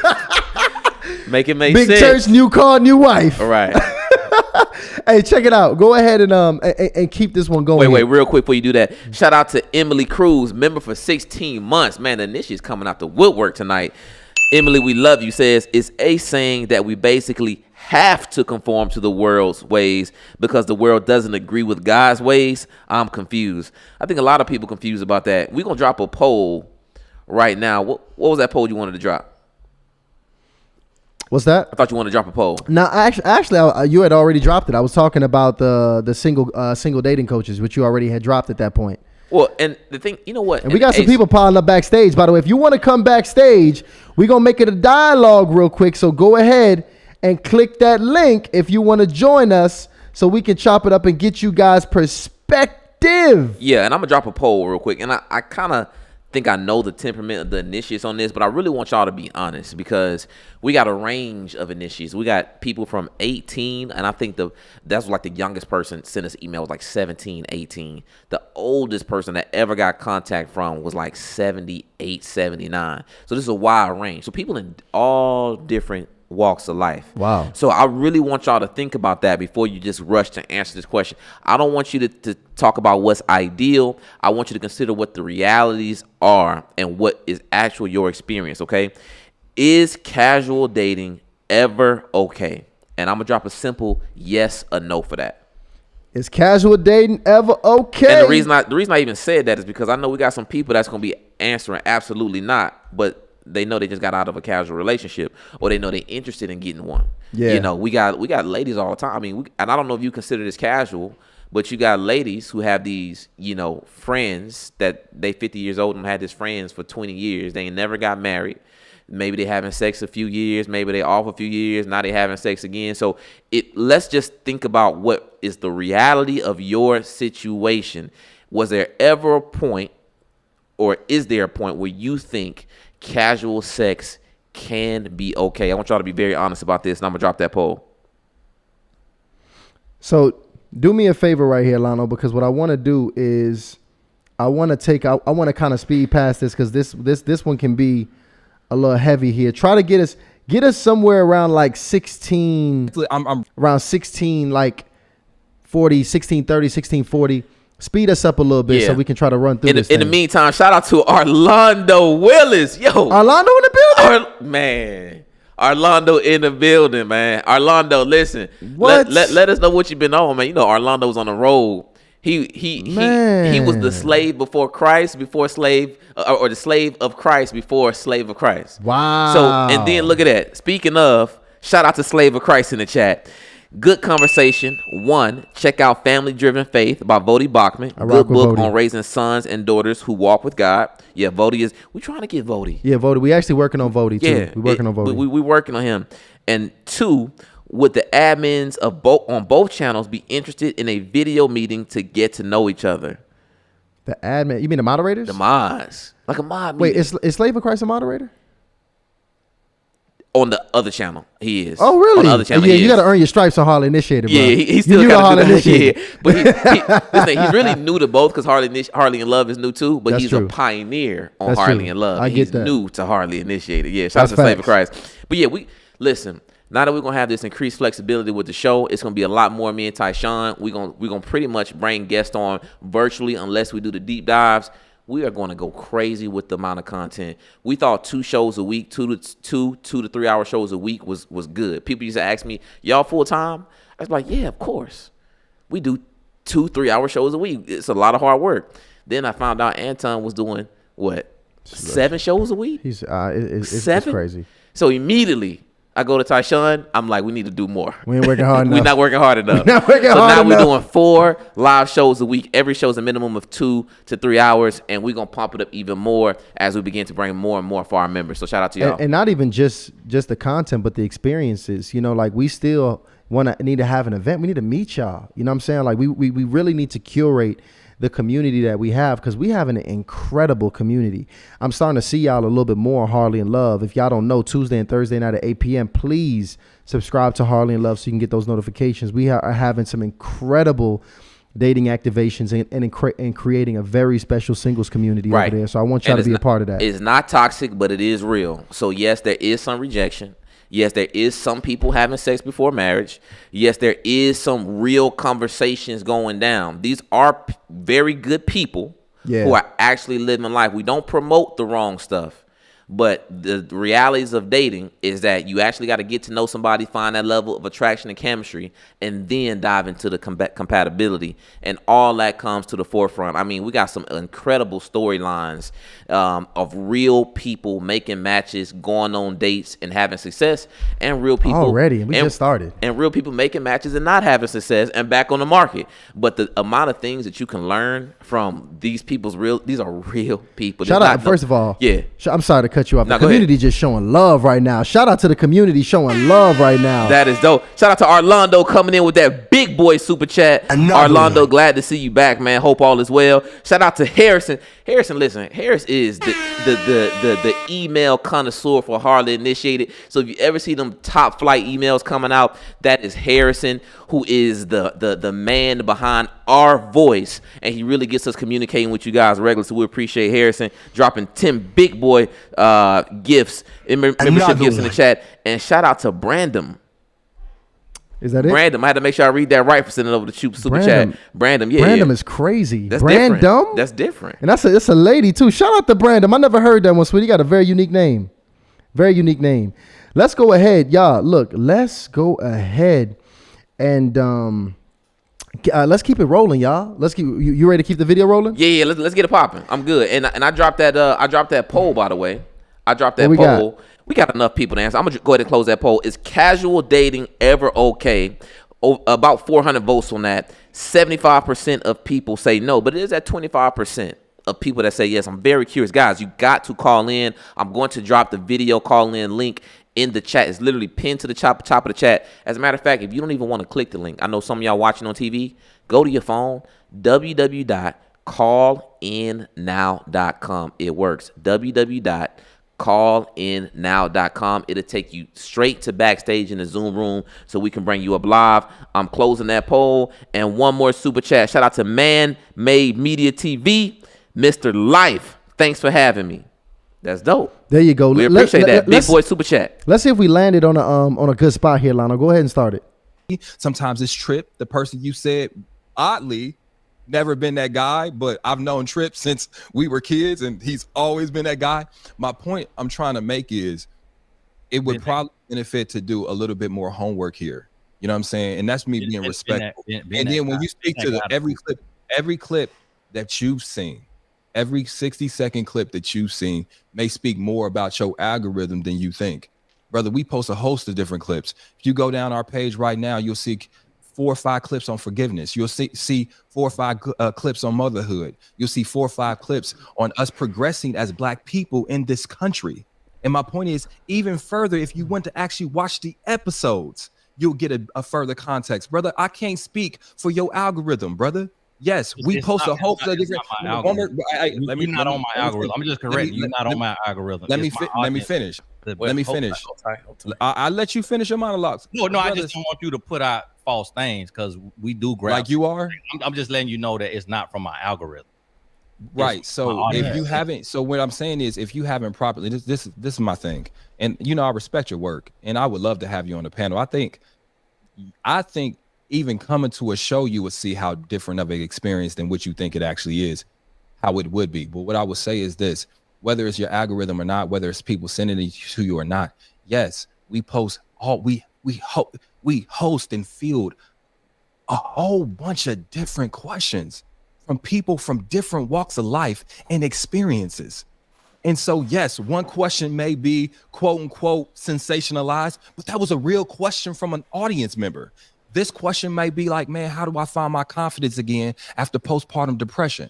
And that's a clip that got just as many viral views. This question might be about somebody having casual sex and being flown out. But this question was about a woman saying, you know what, I feel like a single mother, even though I'm married. What do I do? And that clip got 10, 15 million views too. I can't speak to just a few clips that you've seen. And so when you're using that to frame, hold on, excuse me. When you're using that to frame and say, hey, calm down though, bro. Because you getting a little too much bass in your voice. So hold tight. Hey, listen, hey, Mr. Gaskins. Hold Mr. tight. Gaskins. Let's keep Mr. it. Gaskins. This when it was getting real, y'all. Mr. Gaskin, when you first of all, here's the thing. Anybody has watched my videos know I talk that way. Brother, when you say some stuff like that, you know what you're saying, dog. What I'm saying is you got on a platform and you're spreading misinformation. You say don't spread misinformation about an algorithm, but you got on this platform and you've already admitted that you ain't really deep dived in our content and you speaking as if you know what we are doing. And so when you want to take your bait, listen, I got a question. That's what he's doing. Let's 1 second. Hey, so let me ask you this question because we got the super chats coming in, and I think this is a question that the chat really wants to know. And shout out to Beautified by Lorraine. She says, if the goal is marriage, how can someone give relationship advice that leads to a successful marriage if they are not married? So the answer to the question is, if that person's individual goal is marriage. I want to first say that. If that person's individual goal is marriage, that's one thing. And for that being said, there are people, to Tony's point, that have navigated that course and can give better insight if the goal is to be married. And you can look at to their track history. This is why we have married people on our panel. Okay. But not everybody's goal in dating is marriage. Brothers, Amen. For every one person that's dating to try to find marriage, there's 3 or 4 people dating just to find themselves. There's 4 or 5 people dating in an experimental way. There's 6 or 7 people dating just to distract themselves from a heartbreak. So not everybody that's out here dating is dating to be married. And some people are dating just for fun. They're dating from a recreational sense. We can up here on this podcast say, oh, in a perfect world, everybody would be dating for marriage. But this world ain't perfect. Most of your listeners have been led on or are misled or time has been wasted on somebody they thought was intentionally dating, but that person was just recreational or experimental dating. So my point is, yes, if the goal is marriage and 2 people link and both of their goals are united as marriage, yes, a spiritual path for that is and spiritual advice is a good place to start. Somebody like Tony will be a great place to start. But getting to a person and finding a person and avoiding people that are not there to get you there is also a path too. And there are people that have been in this dating situation so long that they know how to recognize red flags a little bit better than people that haven't. And so those people have a voice too, and those people reach people too. So for us to act like we live in this idealistic world where everything is how it should be, and we're not dealing with a whole bunch of BS in this dating situation, I just think is out of touch, for real. Now let me say this because it's some people in the chat now that's a little worried. The thing is, both of y'all are leaders in the space, regardless of who likes what. Both of y'all got millions of. Man, that man told me to take some bass out of my voice, and that crossed the line to me. Listen, that was crossing the line. Cross the line when you got the bass in your voice, bro. You hear what I'm saying? Bro, I always got bass in my voice. Listen, I really don't want to have to end this conversation. Keep the love. Because I do got just one more question. Because like I was saying, I feel like that was unprofessional. It really was. Hey, stop with the gaslighting. It was unprofessional with you yelling. So we having a conversation. Fellas. And what you got to realize is what I'm telling you is I understand. Yo, have you seen any of my videos, bro? Yes, I've seen your videos. How do I do my videos? What did I say? Wait, fellas, I don't want to get too caught up in the conversation about this. Because see, that's what I try to tell y'all though. This is what I try to tell y'all. If y'all want to bring Ace on here, let Ace come on here and talk. If you bring me on here, let me talk, because I don't where God bring clarity, the devil bring confusion. All this There is you just go again, confuse bro. more people. And so I stand on what I stand on, bro. I draw a line in the sand. You trying to placate to everybody and their mama. I don't care about what this lifestyle, that lifestyle. I'm focused on what's better for the people. And one thing that I see is that a two-parent household with healthy love is always going to be a child's choice if they have a choice. If they forced to be with one parent, then they will accept that. But if they get to choose, they're going to say, I want two parents in the home, exemplifying love, supporting me. I could talk to this parent about this. I could talk to that parent about this. Life is not about doing what makes us feel good and what we want. Life is about purpose, and it's about doing what hurts sometimes. Life is about doing what we have to do, not what we want to do. Do you think as a man that I just want? It's not that I just want to be with one woman. I have to die out to myself. I have to crucify my flesh for the good of my family, for the good of society, for the betterment of the world. So yes, somebody may want to just hook up. Somebody may be dating to heal. But when they want to do that, we need to be there to say, hey, you should not be dating to heal. You need to heal before you deal. You should not be dating to just hook up, because you are having sexually transmitted diseases, and you can catch a physically transmitted disease that alters your life. So it's not about just giving a platform. Not everybody want to live life legally, but we don't need to give a platform to people who want to live illegally. Not everybody want to do half of the things right, but we don't need to give them a platform for the sake of let's let everybody speak when they speaking from their mess, when they speaking from their brokenness, when they speaking from their pain. So it's a time and a place for everything. And you give a space to people who are doing what is good for society as a whole. It's not just about making money. It's not just about touring and being famous. And the thing about it is if you're having these conversations every night on tonight's conversation, and the conversation is productive, then you should be able to see one of the multiple millions of women who are qualified to be your wife. So if your own conversations can't help you find your wife and settle down and be married and have a family with your wife, then what is the point of these conversations if the creator can't even benefit from it? So that's Hey, stop it right here. Stop it right here. Stop it I'm right not here. gonna lie, Tony was on 10. That was a body bag bar right there. Man, Zip him up. he did. Zip him up in a body bag after that one. I'm not gonna lie. I remember hearing that live, and I was just like, You kind of like, ooh. You kind of like, ooh. This segment done. This segment done. Oh my goodness. Yeah, he wrapped him up. That's like the finishing move right there. I agree. That's the finishing move. I mean, I want to talk about more things that he said, but let's just park it right there. I mean, can you say, how do you come back from that? That's very true. I mean, you dealing with millions of women. You got you communicating to them. You present yourself. I mean, why hasn't he found a wife? I mean, that's a real question. I think the biggest question that we didn't ask is Ace dating for marriage? That's a good point. Because Ace clearly made it clear that Not different people are everybody dating for different things. Absolutely. And a lot of people don't know this, but Ace has actually been divorced. And so he has been married. And when you talk to a lot of brothers that's been divorced, I never even had this conversation with Ace, so I literally don't know where he stands on this. But a lot of those brothers that been through divorce, a lot of those brothers don't want any part of marriage again. They've experienced it. Women too. Yeah. Women too. They've experienced marriage. They've got burnt by marriage. And they at a point now where they feel like they don't have the energy and the temperament for marriage all over again. Because marriage does require you to die out to self. Absolutely.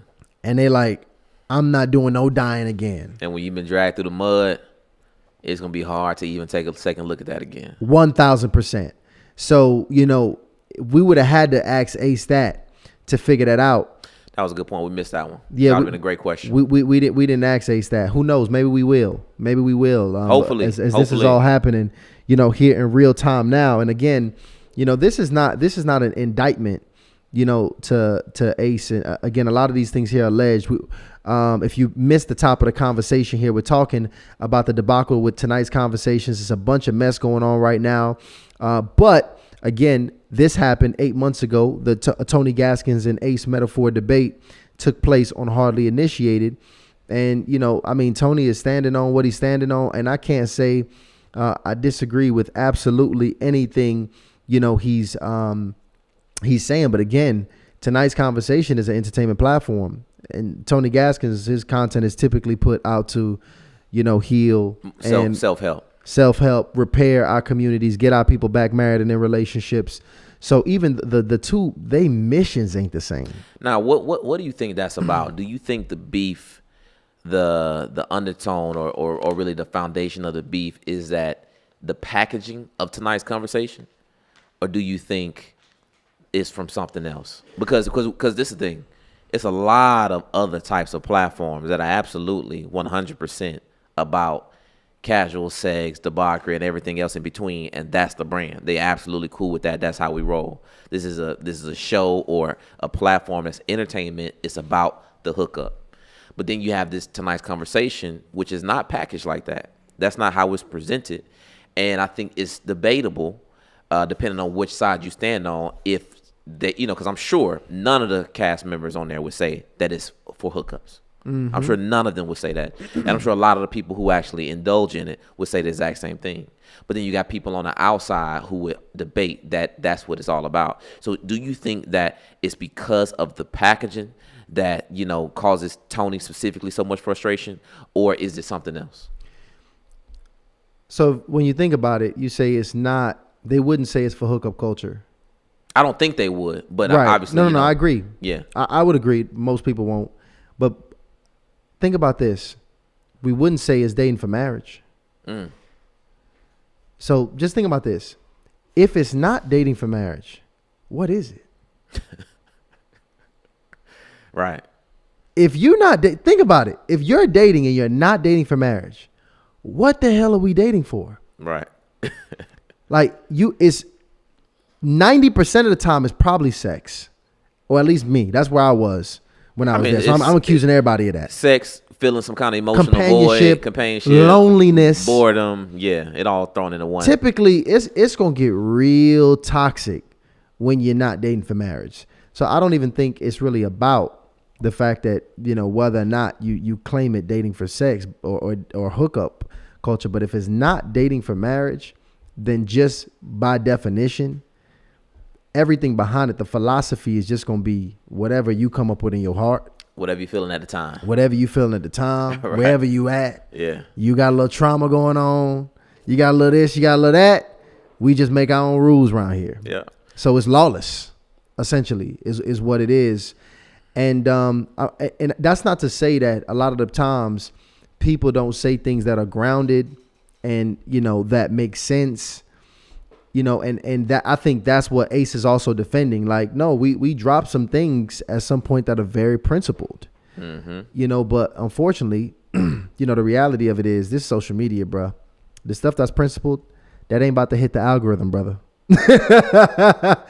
When, it's cheating, it's infidelity, it's sexual immorality, we talking about giving head and everything in between, because I follow tonight's conversation, so I know what's going on. That ain't what hit our timelines. That's just what it is. That's just kind of how things work with what we like and how it's sensationalized.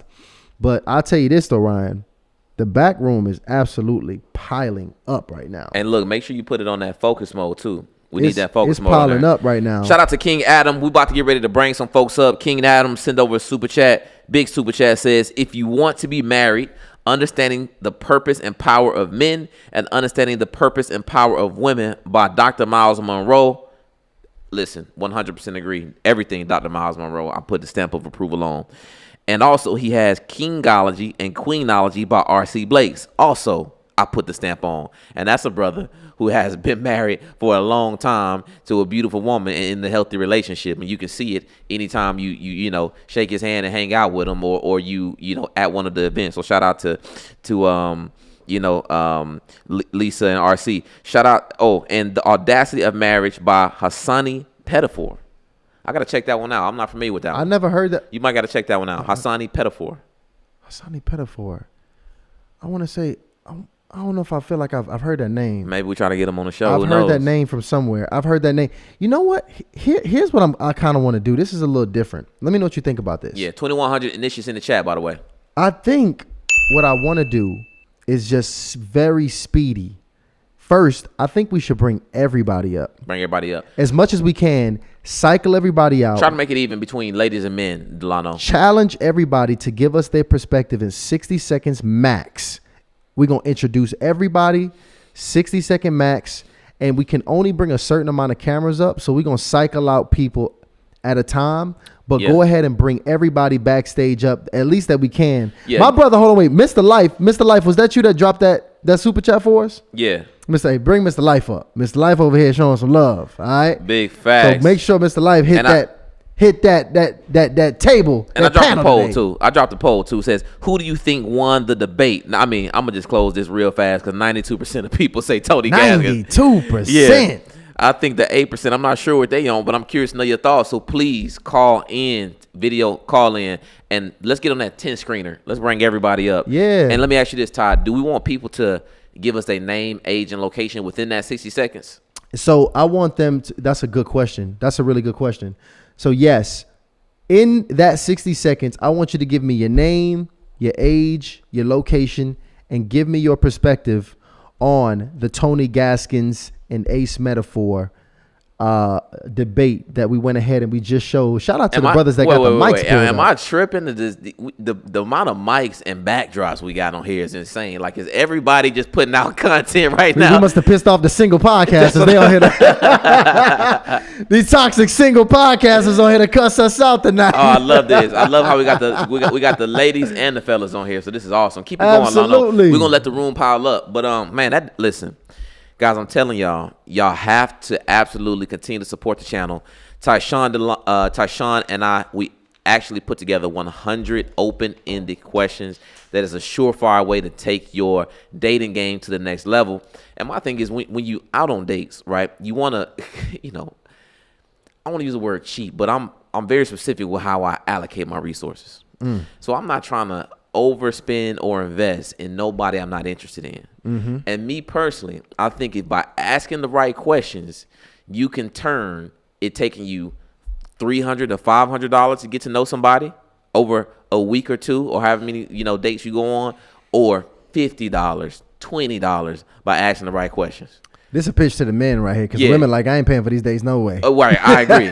Now, for the men, it's more of a finance thing, resource thing, and time. Right. For my ladies, it's all time, ladies. It's time and emotional energy. And emotions. You want to reserve those for the man that's actually the man for you. And the way you're going to do that is by asking the right questions. So even if you were to take these homes and review them before you go out, or actually take them on a date, it literally will put you in a better position to have a better dating life. And we're not going to teach you how to get married. That's not what we're doing. But we're going to teach you how to vet these suckers out and how to vet these thoughts out if you the fellas. So these date cards going to do that. And have a powerful conversation, y'all. Even with your friends. You whip this out, man. It's a party every single time. So you can go ahead and get that right there in the description. You even put live in the discount code section. And we go ahead and comp it a little bit for you. So we're going to bless y'all a little bit. Let's see where we at. Let's see where we at with the people. We got the seats filled on. Yeah, the video calling in the chat. Even if the seat's not filled on, we'll keep rolling. Yeah, let's go ahead and get it started. Top left up there, brother. What's your name? Matter of fact, you got 60 seconds. Can you give me your name, your age, your location? I'm gonna throw this in, and I want your relationship status. And then let me know what you think about this debate. Take them off you. You're right. Oh, hold on. Wait. You top right. No. Oh, well, go ahead. Right? Yeah, go ahead. I mean, he's talking now. All right. Go ahead. You good? My bad. I can't see properly. That's my bad. The glasses are off. So, hey, my name is Kojo Ampadu. I go by the name of Little Black Book. I'm a content creator full-time. And I actually talk about relationships. And I actually coach. So, this is an interesting topic. So, I'm 33. And I'm from the UK as well. So my perspective on this situation is that above all things, get wisdom and get understanding. right? So this whole debate between Tony Gaskins and Ace Metaphor, the reason why I never really kind of chose a side was because if Ace Metaphor has not subscribed to Christian tenets, how am I putting a yoke on his neck? I can't. I can't put a yoke on his neck. It's for Christians to put that on other Christians. So unless he says he's a Christian and he subscribes to Christian tenets, the argument is mute. I'm arguing with a fool. So actually, and I'm not saying he's a fool. I'm saying that there's no point arguing with somebody because they don't believe and subscribe to what you believe in. So I understood what Tony Gaskins was trying to get at, but he was trying to put a yoke on somebody who doesn't subscribe to what you believe in. So unless he believes what you believe in, then I would have agreed to Tony Gaskins and said, you know what, Tony Gaskins, you're right. Nail them to the wall and let's all move in the same direction. But they come from two different worlds, and we should always understand that wisdom is principle above all things. And sometimes just because you're a Christian doesn't mean you have wisdom. That's what the Bible says in James 1, that you should ask for it. So sometimes we have to be okay with listening to other people. And my final point is this, that when you listen to psychologists, not every psychologist was a Christian, yet you pick up some of the things that they say. We have to be okay with being able to receive, understand, take some things and say, this is for me, this is not for me. This is why we go to school to learn. That's my final point. Yeah, let me tell you, that's some great perspective. What's your name, by the way, brother? So I go by the name of Kojo Ampadu. I'm Ghanaian, but I'm born and bred in UK. There you go. Bro, Yeah, that's bro, strong. You can. And he does. I miss your relationship status. What was it? Oh, I'm single. Oh, okay. So nothing you say matters. Hey, no. Kojo, do us a favor, though, brother. Could you email us at info@HarleyInitiated? That's info@HarleyInitiated. And make sure you put a link to your YouTube channel in there, okay?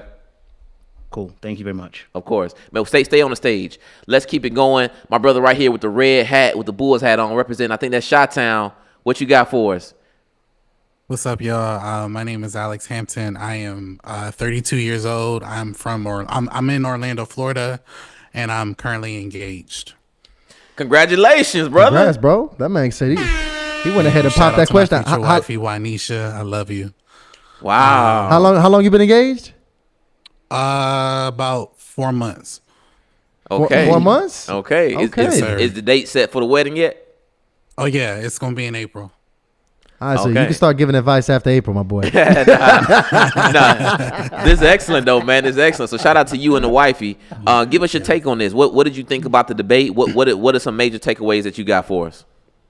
I mean, I agree with Tony. Like, if you're not really up there, if you're not really dating for the to get married, what is the point of having something like tonight's conversation? To be honest with you, I've seen the episodes. I've seen the clips and the episodes and things of that nature, and you have people talking in circles. Yes, he's right. There are married people on there, but at the end of the day, when a married person talks and gives a good perspective, there's somebody else who kind of counters that perspective and tries to overplay it. And like the young man said previous before I started talking, like, if you're not necessarily equally yoked into getting married, like, what is the point of talking to someone who doesn't feel the same way that you do?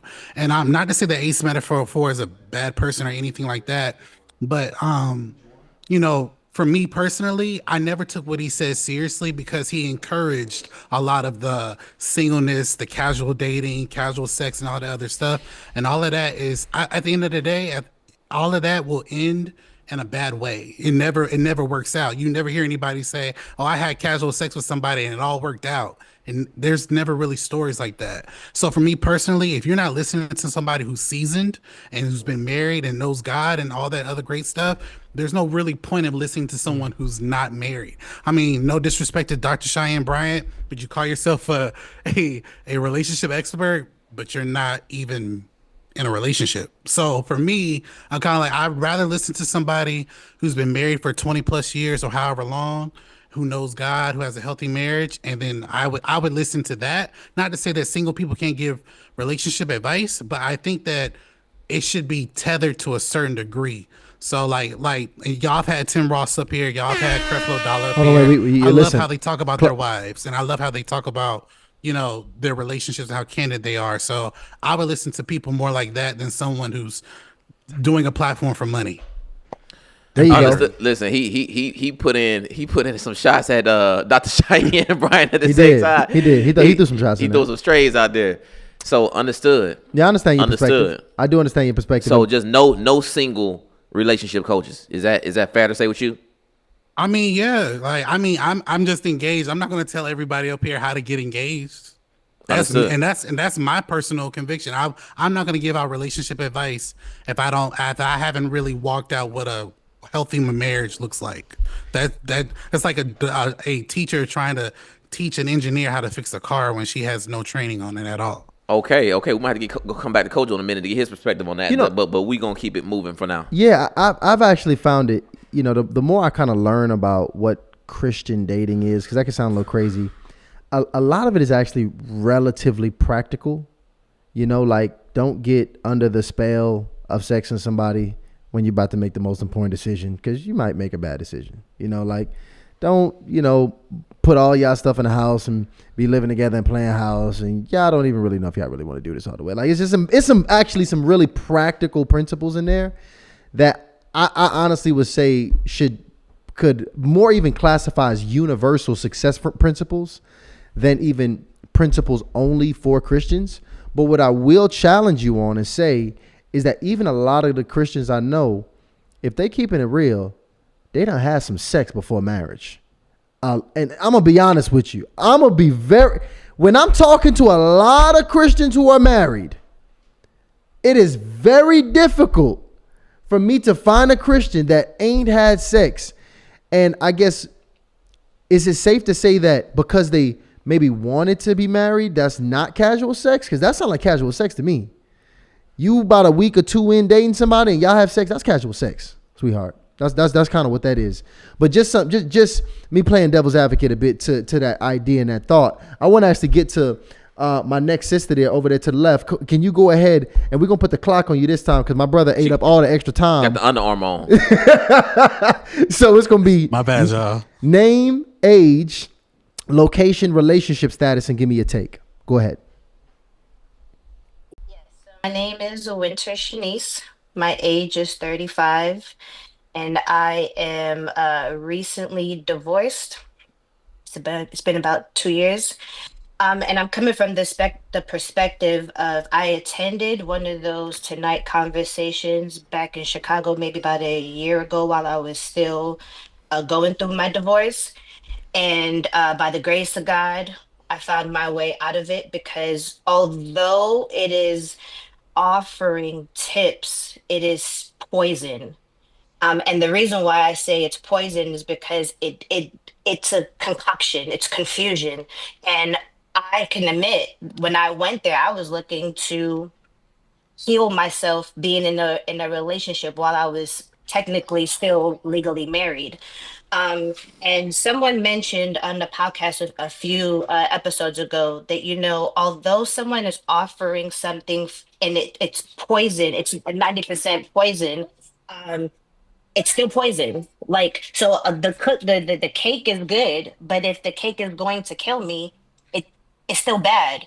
So I agree with the overall message of Tony Gaston's is if we know what is good, why promote what is gonna just benefit you? That is going to um uh just feed into your selfish needs instead of what is better for you, your family, society, and so forth. If that makes any sense. No, That makes it a lot of does. sense. And I'm glad you gave us that background information and letting us know that you actually is somebody who was in the place looking for healing and actually ended up at a tonight's conversation event. So I just wanted to follow up real quick. Were you, like, when you said you got out of there, did you literally get up and leave? Like, was it shocking to you what you heard, or did you attend the event and then later down the line you started to realize something? Yes, I attended the event. Back then, I was a so-called Christian, but I was clouded. I was a heavy weed smoker. I was still drinking, which drinking is not bad, but the concoction of drinking and smoking, I just wasn't clear-minded. And I can't tell you like it was me. It had to be the Holy Spirit why I got out of it because the reality of it is a lot of F-boy tendencies that go on in that environment. So people say they want to be in a relationship, but all they're doing is trying, it's like that good talk. And then they get you and they say, oh, it's not you, it's me. Like when I say I thank God. And then this is what's really scary.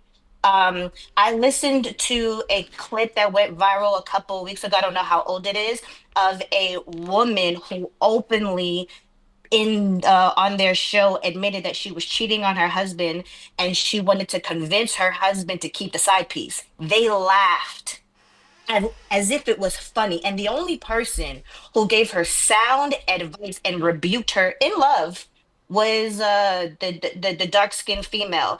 Everybody else either thought it was funny, they laughed her off, and it was disgusting because my goodness, I think she said she was married for 20 years and then was trying to get advice on how to keep her side piece. It was disgusting, it was gross, and it was evil. Wow. There you have it. Can you imagine that? Oh no, A I've lady seen it. I said- know exactly the I post you're didn't see talking about. that. I've seen That's it. crazy. Yeah, yeah, no. I listen. I And what did she completely- do? Did she laugh? I was actually really shocked myself when I saw that. In my mind, I was like, Ace had to. What you do? What you do? You see your girl up in there. Oh no. Listen, don't even. I rebuked that one. Baby, you up in there? I'm gonna have to go looking for a new one. She might as well be getting fed cherries by Usher.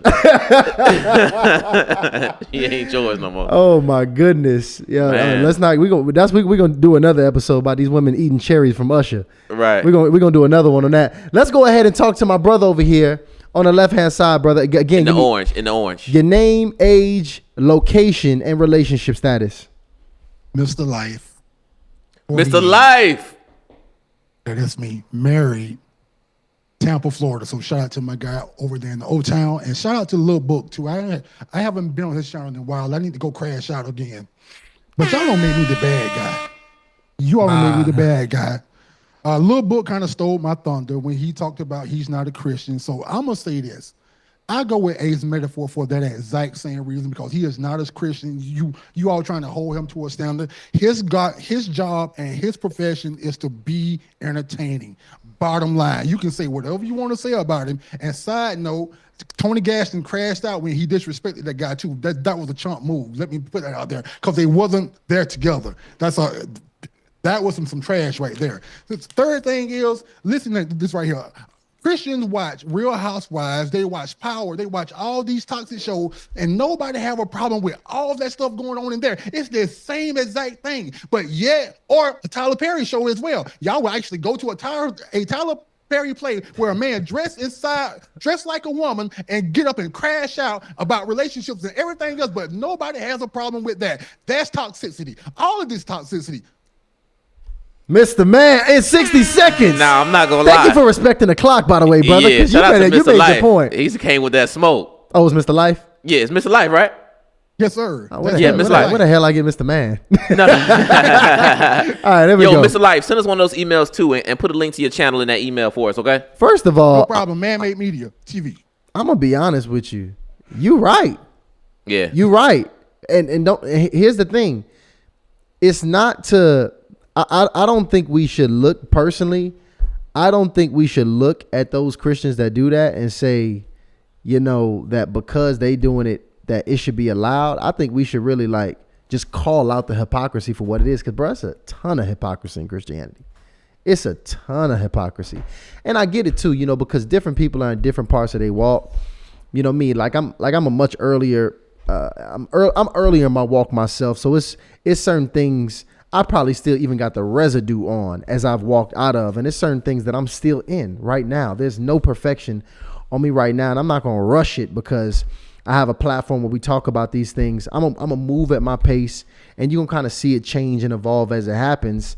But there's a lot of people who do selectively point the finger at what they feel is right and wrong. And when you talk about content, he proposed a really good, if we're going to look at content and what's toxic content, You got to call them all out. you got to call them all out, because I would agree. When you look at a lot of Christian homes and what's on their televisions, what's on their social media feed, the brother's making a really great point. In fact, I think I want to drop some kind of poll on that one with the audience. What you got in mind? Because, I think his point Are you really only Christian in the comments? That's probably the question. I'm gonna have to develop it. It's gonna come. It's gonna Yeah. come to me. But I think that was really great perspective, brother. And I'm just curious. You yourself, you're not Christian, but what's your? I mean, how would I describe you, or how do you identify spiritually? I am a pseudo Christian. I was a deacon at one point in time, but I like to drink, as you see. And you know, in black churches, they don't like you for you to drink. So I chose to drink and go to white churches. And then I just kind of chilled out after that. So I was a whore at one point in time in my life. Then I came on back, and then I got super saved, and now I'm right in the middle. So I still listen to the word, but hey, you don't see these bottles; those real. So I do my thing. Me and my wife, yeah, that's what I do. You know, see when he Very say he right in the middle, you are what our beautiful zealot Christians are called lukewarm. I'm definitely lukewarm, and I won't lie about it. I like my liquor lukewarm too. I like it neat. It's a spectrum. It's a spectrum. He ain't capping. He ain't capping on where he at with it. It's right. Hey, first of all, this young lady on the bottom right, if y'all can just catch every single one of her facial expressions, she like one of those people that got the loud facial expressions that she ain't got to say nothing and she's saying a whole lot. I believe she's been on the platform before. She got to remind us in the bottom Is right. is she laying down or what? Like, what's happening right now? Is it like, okay? Yeah. Unmute yourself. Unmute yourself. We want to hear from you. Have you, real quick, have you been on the platform before? You just look familiar. We can't. Yes. I thought so. She got that Yes, feeling. and I've been on with Little Black Book too. Give us your name again. It's been a little time. My name is Carletta. I'm from Chicago, and I'm 56 years old. I'm about to be 57 this year. You beautiful. I'll tell you that. You are beautiful. Bless you, baby. Thank you. I need that. As far as the conversation between Relationship status. I'm single. I'm divorced. Okay. But I date. Rarely, but I do. But between so I have been to an event here in Chicago. Wow. With the top conversation. It was rather juvenile to me. My nieces enjoyed it, but it was entertainment. That was my takeaway from it. But as far as the conversation between Tony and Ace, I think I do agree with Kojo. This is two different grades going on right here. But I do think Ace's perspective was more diverse, especially dealing with people who didn't come from a foundation of the Bible. I did. I grew up. That's how I learned to read, is with the Bible. I came from that, so I understand the principles. But there's a lot of people out here who do not even have those foundations, who don't even have those principles. And even when you talk about Bible followers, people who were called God's friend, like King David. King David was a murderer. He was a passionate man about women. He was passionate about God. He had all these different layers about his person. He was an adulterer. He was all these things, but God still called him a friend.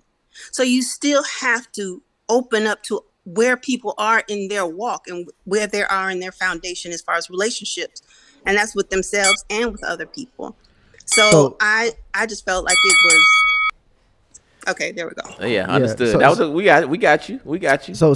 So I guess it just really comes down to, with you saying different people are, which by the way I 100% agree, because we understand everybody's gonna be where they are spiritually in their own spiritual walk, and we have to respect that, which we should, and really we have to.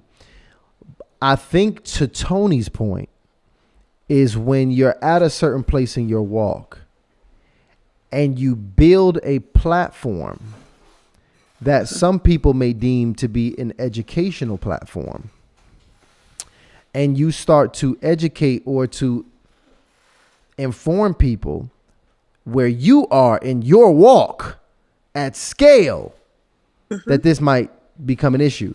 Now, I'm going to take it to a more drastic place, which there's a creator, obviously, that created Pornhub, right? Pornhub gets millions and millions and millions of users. Billions. I'm sure he's somewhere in his walk. Now, I'm not calling Ace, and I'm not making an equivalent, accusation that he is equivalent to the guy that created Pornhub. But what I am saying is that because somebody creates something where they are, there's still a responsibility for all of the people that are impacted based on what you create. So there still is going to be levels of judgment. And I can't remember who said this, but I just heard somebody say this the other day. I think it was on Willie Moore's podcast. I think when he posted a reel where I forgot, a brother talked about Kevin Hart when he got caught cheating. He made a great point. He said that if you want people, especially when you're in the limelight, to praise you when you're doing all these great things, you better also be willing to accept everything that comes with whatever bad decision that you make.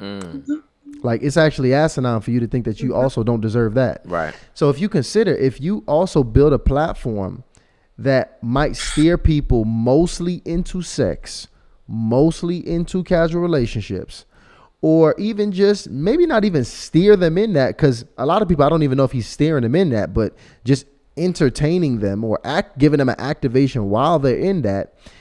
The question is there a responsibility that comes with that, or is there an extra or additional violation that comes along with that? That's really just something to consider, because Ace is reaching more people, even organically without ads, than most platforms will never, ever be able to touch. Right. H's reach and influence is tremendous as a platform. So that's just something to really consider. Yeah. So now I see some faces being made with my young lady right here who got the ring on. I gotta get your take on That's this. the left hand or the right hand? Which hand is that? Go ahead, we listening to you. It's the left. Okay. Little flex. I'm married. I'm married. Shout out to the wives in the chat. Well, look, let us know some info. Let us know your name, your age, your location, and well, you married, so. Yeah, what's your thoughts on the debate? That's all right. So MJ Brown here from I Like to Go There podcast, and I do want to go there. I'm in Houston, Texas, of course. And I will tell you, I've been knowing Tony since 2014. So I lived out in LA for quite some time, and that's why I had an opportunity to meet with him.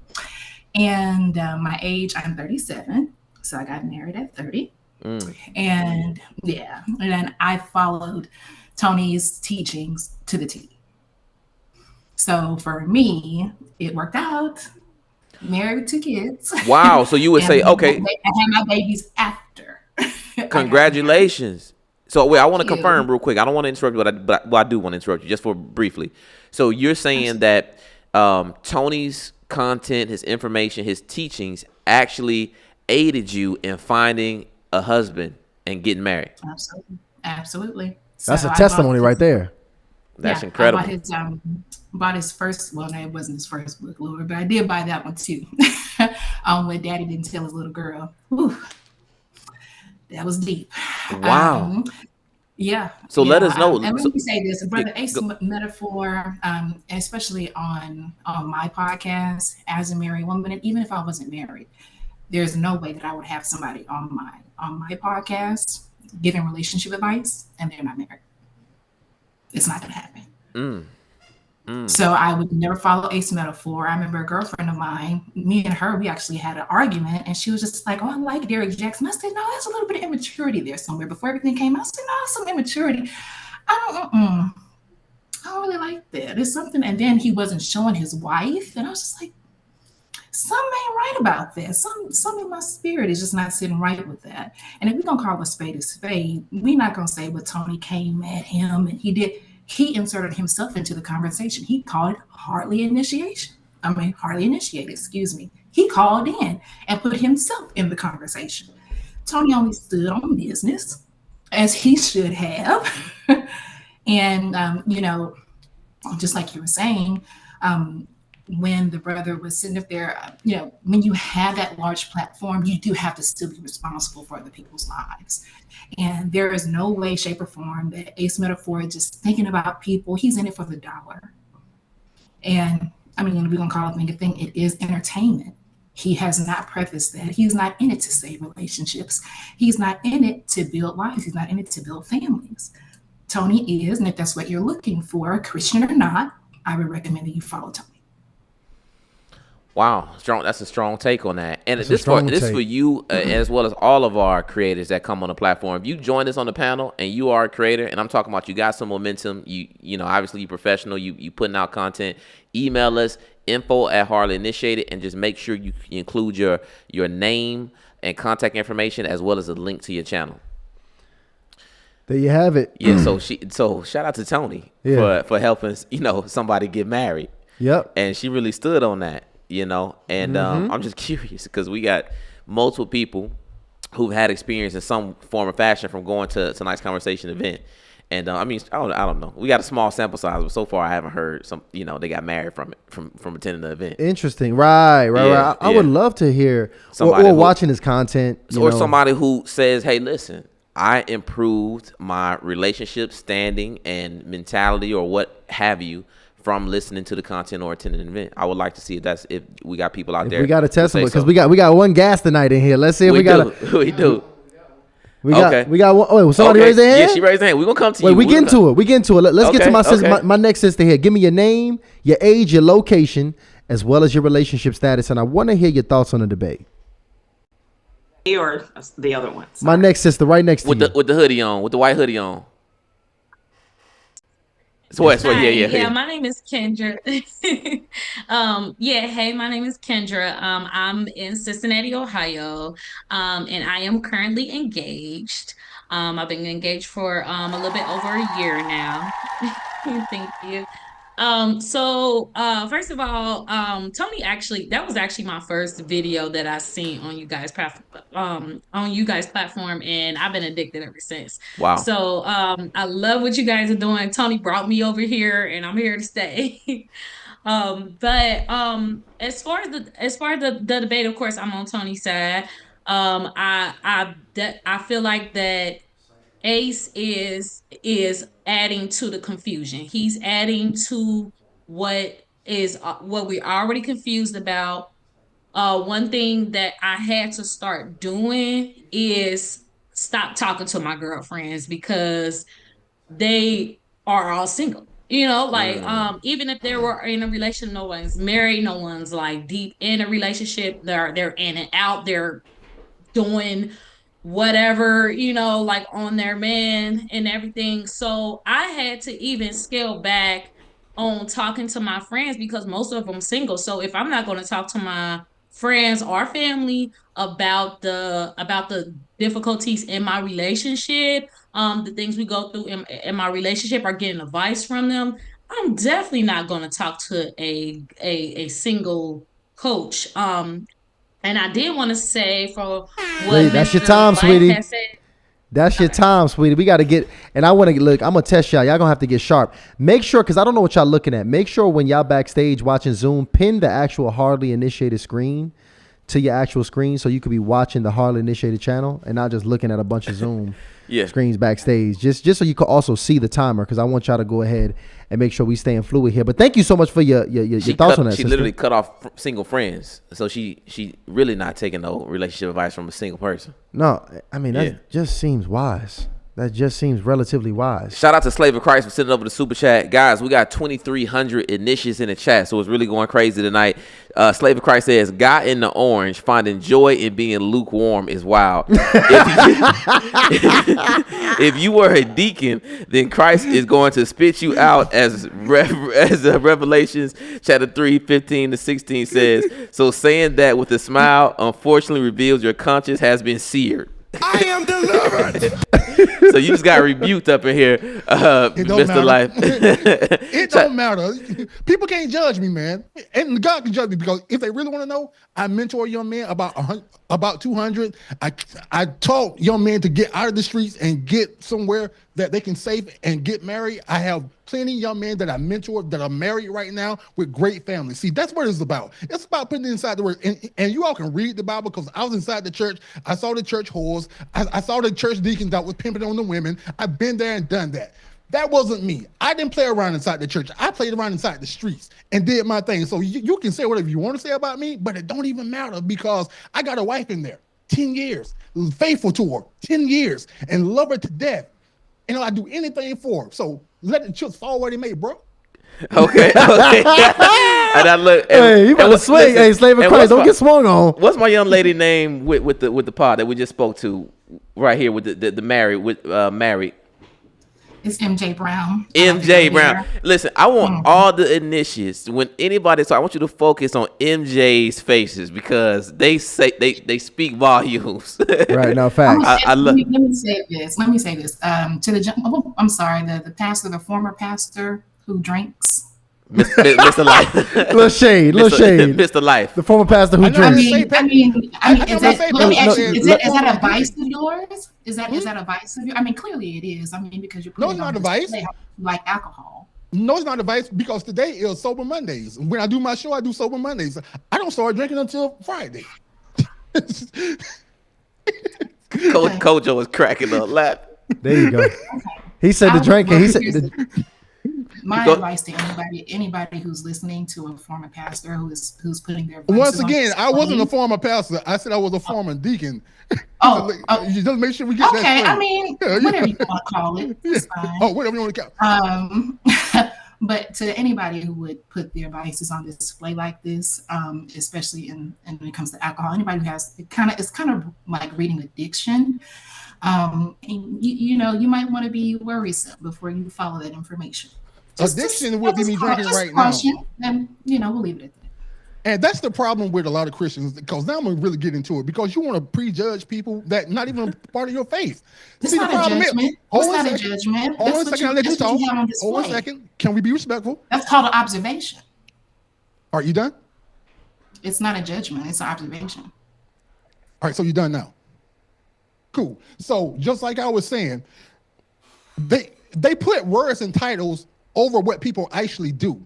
And where I stand, it's all about your action as a man. It's all about your character, your morals, and your integrity. It's all about your vision, your purpose, and your plan. And when you sit down and actually get to know me, and you actually have a real conversation with me, you will understand that I'm a stand-up guy in all that I do. There's no, what I do is I talk, I have fun, I make jest, but at the end of the day, when it comes to me and being who I am, I'm a straight-up man. I love, just like I said, I love my wife, I love my family, I put God first, no matter how you all see it. But I do believe that when you have two people walking together and you start looking at each other, you all clash. But when two people walk together and start looking up and you look towards God, you form a triangle, and that's the perfect union. And that's what me and my wife did. Because you can say whatever you want to say about me, but when I grab my wife's hand, we look forward and we look up. And we've been walking ever since together because I understand who I am, and I go and ask her who she is to make sure that we walk together. So you can keep all the name calling and judgment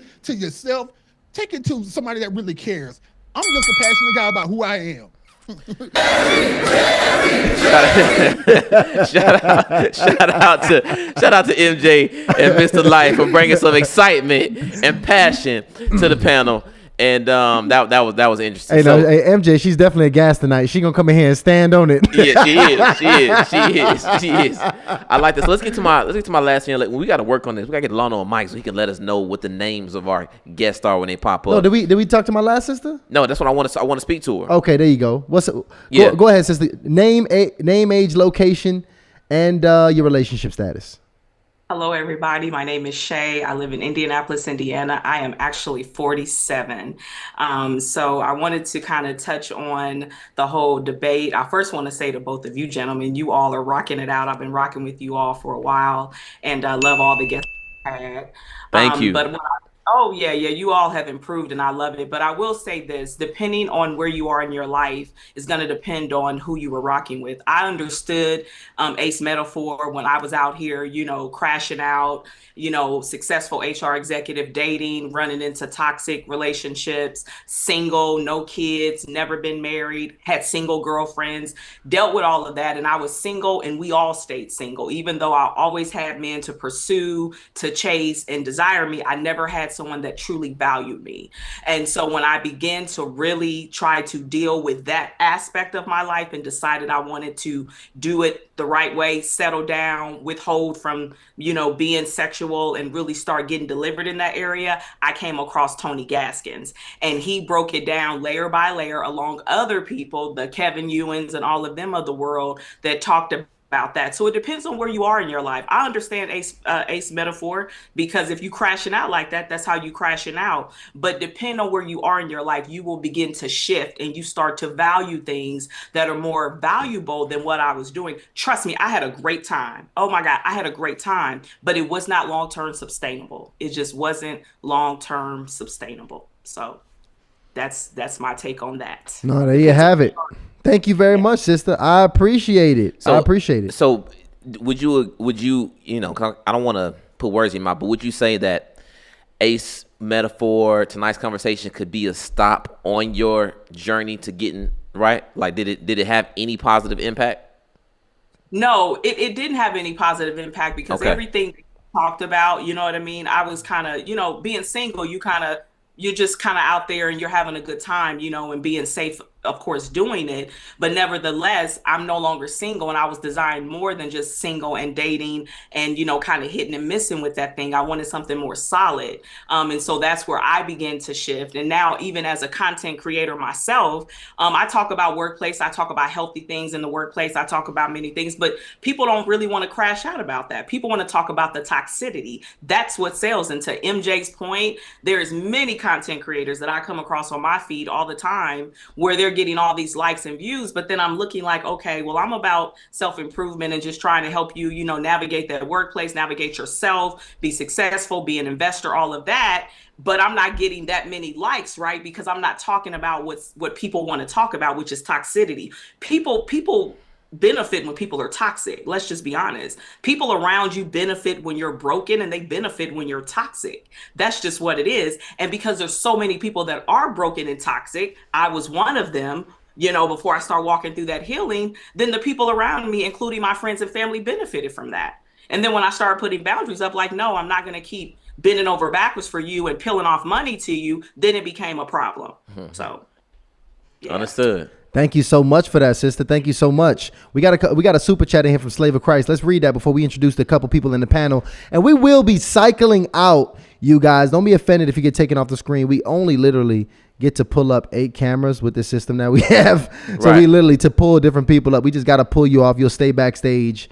If you would like to, that's okay. But we got to pull you off to bring our new initiates up. Fact. Shout out to Diadem 119, and Diadem. Let me know if I'm pronouncing that right. But she says, if the end goal is not marriage, does one really need relationship coach at all? I guess it depends on. No, I mean, because they could be trying to do something on the dark side, and they need a coach to absolutely. I need a sex coach. Yeah, you know. So who knows? So I guess it's coaches for everything. It literally is coaches for everything. No, that's a fact. Shout out to Slave of Christ says, so he goes on a diatribe of fake Christians, but actually was looking in the mirror. You can't make this stuff up. Yo, Slave, bro. Why he don't want to get backstage? I want to see what this man look like. Slave of Christ probably is backstage. We just gotta, you know, we got surprises. We gonna see. So or maybe it's good to keep him a mystery. So who's new to the panel? Let's see who's new. Let's see who's new. We got my top right, the gentleman with the red hat. What's his name? Raj. Yeah, that brother look like a Republican over there sitting down there. I know somebody that voted for Trump. I know what it looked like. That boy got Trump written all over him. Where you at, bro? Can you listen? He off mute? Yes, sir. Can you hear me? We sure can. What's up with you, brother? Welcome to the show.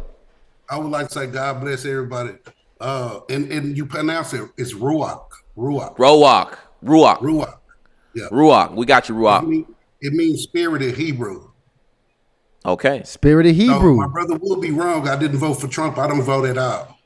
There you go. Okay. I stand corrected.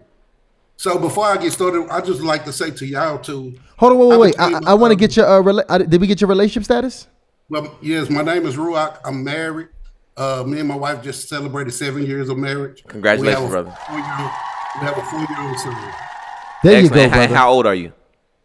I'm 41. I'll be 42 on March 24th. Excellent. There you go, brother. But go ahead now. We're gonna put 60 seconds on the clock for you, but go ahead. Watching this show, the reason why I joined and paid the membership to join was you guys taught me something in ministry. Because y'all have a lot of guys just sitting up there. They say a lot of sideways stuff. And you guys keep y'all composure. Y'all are very y'all carry the Holy Spirit very well, because to be a believer in God, to hear some of the stuff some of these people say, it just it boils my blood. But you guys do a good job of just staying mutual, and that's what the Bible tells us to do when we having a debate. Let the debate be for good. So y'all make the debating good. So thank you, brother. But I just want to speak on this.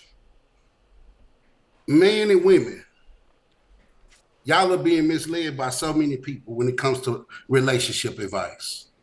It's this simple. God say, write it down and make it simple, right? So let's make it simple. Whatever you do, what you want, you have to start walking in that light in order for it to manifest. That's period. So when I knew I wanted a wife, I got tired of sleeping around. I got tired of going to clubs. I got tired. I prayed for what I wanted, and I believed in the prayer, because that's what Jesus tells us to do in Matthew 6, right? And also it tells us don't be anxious about anything, right? It tells us to make our requests known to God, what you want. So as his child, I make my requests known, but I have to start walking in the light, because faith without works is dead. So when I knew I wanted a wife, I gave up sexual immorality. I gave up the streets. I gave up everything that didn't come with having a wife, because a vow don't belong to a human. A vow only belongs to God. And if you read Ecclesiastic, he say he do not take pleasures in the foolish ones. Whatever you vow, you pay. So I knew what I was coming into. So my wife know divorce is not an option, right? That doesn't mean that we exist for any trials or tribulations. That doesn't mean that we're not going to go through rain, sleet, and snow. That doesn't mean we're not going to be faced with anything, because we do worship God. So people, stop listening to everybody. Stop listening to these men that think they know God because they have money. Stop listening to these people that think they know God because they got a little YouTube fame. Stop listening to these people. At the end of the day, if you want to know God, you have to go to the source, and that's his Bible. If you read Ephesians, say that the sword is the word, right? So the word is what pierces the heart. The word is what gives you the spirit. The word is what gives you the truth. And John 4:24 tells us that God say you can only worship him in spirit and in truth, right? So if you, whatever you want from God, you have to start walking in that truth. That's it. If you have all single mother, if you have kids, yes, you can be saved by a man. Yes, you can be loved by a man. Jesus even thought the prostitute was worth saving. Did she not? She say, whoever without sin cast the first stone. Let you know. And then he say, sin no more. That let you know that Jesus saved the prostitute. So why a single mother can't be saved and loved by a man just because she had a child or she made a mistake? So many people want to play God, but you got to let God be God. We are only human. I only judge. Hold on, you got to stop right there. It almost felt like a sin to stop this brother. It almost felt like He's going. He gassing because he going. Right, first of all, I gotta hit one of these real quick. Because my man came on here to hit us with a quick word. I let you go over about an extra minute, brother. Some folks got rebuked out here. No, but no, I appreciate your message, and I mean, essentially, if I can do my best to summarize what you said, brother. I mean, if you want something new, you got to become new, and you got to give up the old. And, that's what you did, which, trust me, brother. Shader. I'm in that right now. Shader. I already know what you're talking about. I already know. And my brothers that know, they know. So that's what it is. We got Diadem. That's how you pronounce it. Diadem 119 says Mr. Catchings is pronounced Diadem. Much respect to you, though. I like that, Mr. Catchings. Delano, change the name on the bottom of my joint. Remove Ryan. Mr. Catchings. We're going Mr. Catchings. Mr. Catchings. Put some respect on it. There you go. We got a couple. We got some new people on here. We still got somebody we didn't introduce. Yep, we got two more people right next to it. We shine different. Let me see that shirt. What it say? We shine different. You gotta unmute yourself. What's that? What it say at the bottom? Wait, who is that? Who wrote that? Who said that? We shine different. That's you. Oh, okay, this year. Why you keep muting yourself? I didn't. Can you hear me? Yes. There you go. Okay. Hi. Yeah, it says we shine different. Okay, but who's the quote? That's your brand? Yes, it's my husband. Owns a mobile detailing company here in Houston, so it's his slogan. That's There what's you up. Yeah. So I guess go. we expect to get three of those in the mail soon. Two larges, one medium. Yeah. Hey, y'all. By the way, y'all initiates, y'all are not giving enough because y'all. Anybody that sends us stuff, we literally rock y'all gear on the Right. show. We need clothes. Yeah, we need We're clothes. doing y'all. 4 shows a week. We need outfits. I ain't got enough clothes, so I'll rock that T-shirt probably more than I probably should. Right. I got you. We actually own a clothing brand. So I'm a large. Ryan, what you wear? Large. Wait, come on, boy. You know what's up, man. What's wrong with this, man? Ryan just got into them larges. Try me, man. I told you, I'm done with the mediums. And we got the Lono back there. He got a medium. Hey, shut up. Hey, absolutely. 2 larges and a medium for Harley Initiated. Go ahead. Give me your name. Well, I know you're married now because you mentioned that it's your husband's brand, but give me your name, your age, you're in Houston, and just tell me your thoughts on the debate. We're going to put 60 seconds on the clock. Okay. My name is Kiki Hunter. Me and my husband have been together for 14 years. We have a podcast where we discuss relationships here on YouTube as millennial couples navigating. So I totally wholeheartedly agree with Tony. If you're not creating clarity, you're creating confusion. So, and chaos. And what tonight's conversation does, I've never been a fan of it. I think that it's designed to keep you single.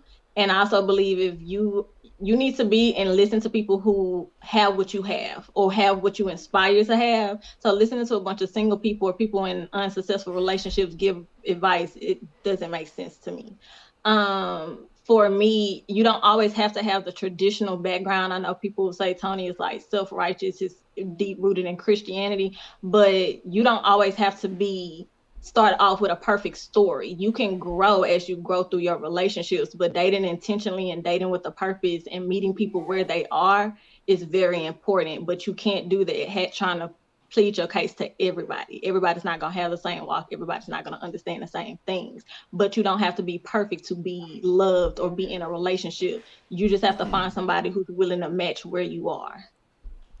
We got another one for Tony here. I wish we had like a scoreboard up, but we can kind of see a scoreboard to be crazy. We can create right? that. We can create that. That'd be dope. We're gonna have a scoreboard next time. We're gonna be able to keep a tally up of what everybody voting for here. The wives and the fiancés is calling in. The wives and the fiancés are, and the podcasters are calling in. The creators are calling. I think that's the people who are bold. Yeah. Enough to really speak. Most people, they don't want to be on camera. You know, these people, folks. Y'all, listen, it's just with the family. Y'all can come, click the link, get backstage. And I don't even want to disrespect y'all calling y'all podcasters. Y'all really creators, because it might be the pod, it might be something else. What's wrong with saying podcasters? I mean, there's nothing wrong with it, but I think, the way content is shifting and changing, you always got to evolve. I think podcasting kind of push you in this little. Honestly, what's bad about Tony done made it bad. Now all these little podcasters out here, they won't go put out these fornicating content out here.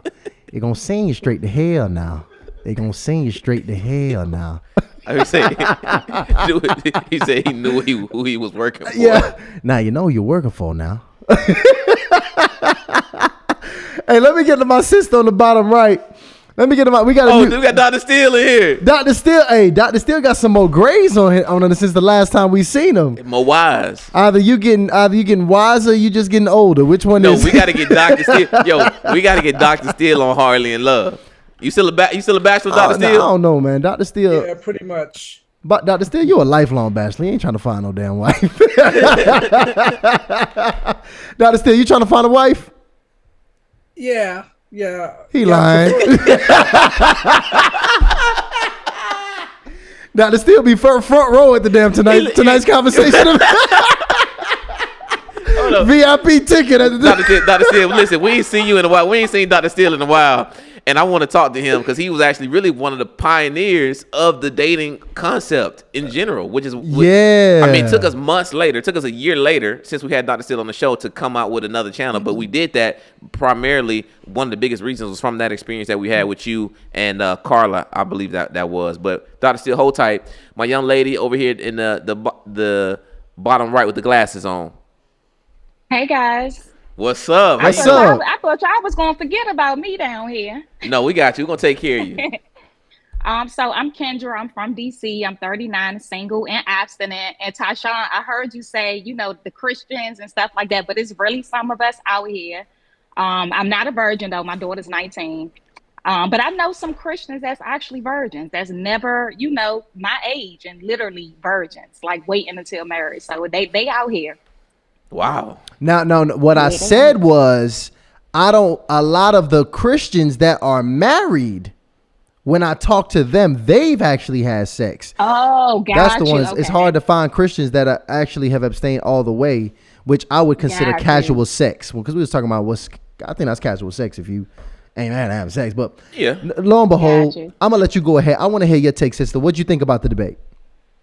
So I was kind of with the guy up at the top with the glasses. I think I don't really look at it, because I've never heard Ace talk about being a Christian, being a man of God, or any of that. So I don't even judge his content, like compare it to us or whatever, because I look at it as entertainment. But I'm with Tony on the whole abstinence and purity thing, and I think that's why he really has a problem with it, because he doesn't like promoting, promiscuity and all of that. But I will say this. I know a lot of people feel like, the single people shouldn't give advice and things like that. But I think it depends on the context that they're giving it, right? So I think about people that are therapists that went to school and did research and they learn, you know what I mean? They're not giving it from an emotional place. They're neutral. It's just like when my daughter, she's 19 now, but when she was a baby and I would call her doctor ain't had no kids, but he and she, went to school to be able to treat my daughter. So I do feel like it's a difference between somebody that's just, never been married, can't speak from experience. However, they are, therapists. This is what they went to school for. This is what they know. And they speaking from a neutral, non-emotional. This not what I know from experience, but based on the research, based on the other couples I've helped. It's kind of like Stefan speaks. Like, this is what he does. He's single, but he, this is what he studies. So I just wanted to point that out too. Now hold on, you done lost everybody with Stefan Speaks now, because he's also he's also Tony's enemy or nemesis. Oh my That's goodness. one of Tony's matter of fact, hold on, wait. Lano, do me a favor. Go back to that very first interview we pulled up. Do you remember that very first interview with Tony Gaskin when he first came on? Go back to that one. Stories of go back to where we were. What did I tell you to start at? Okay.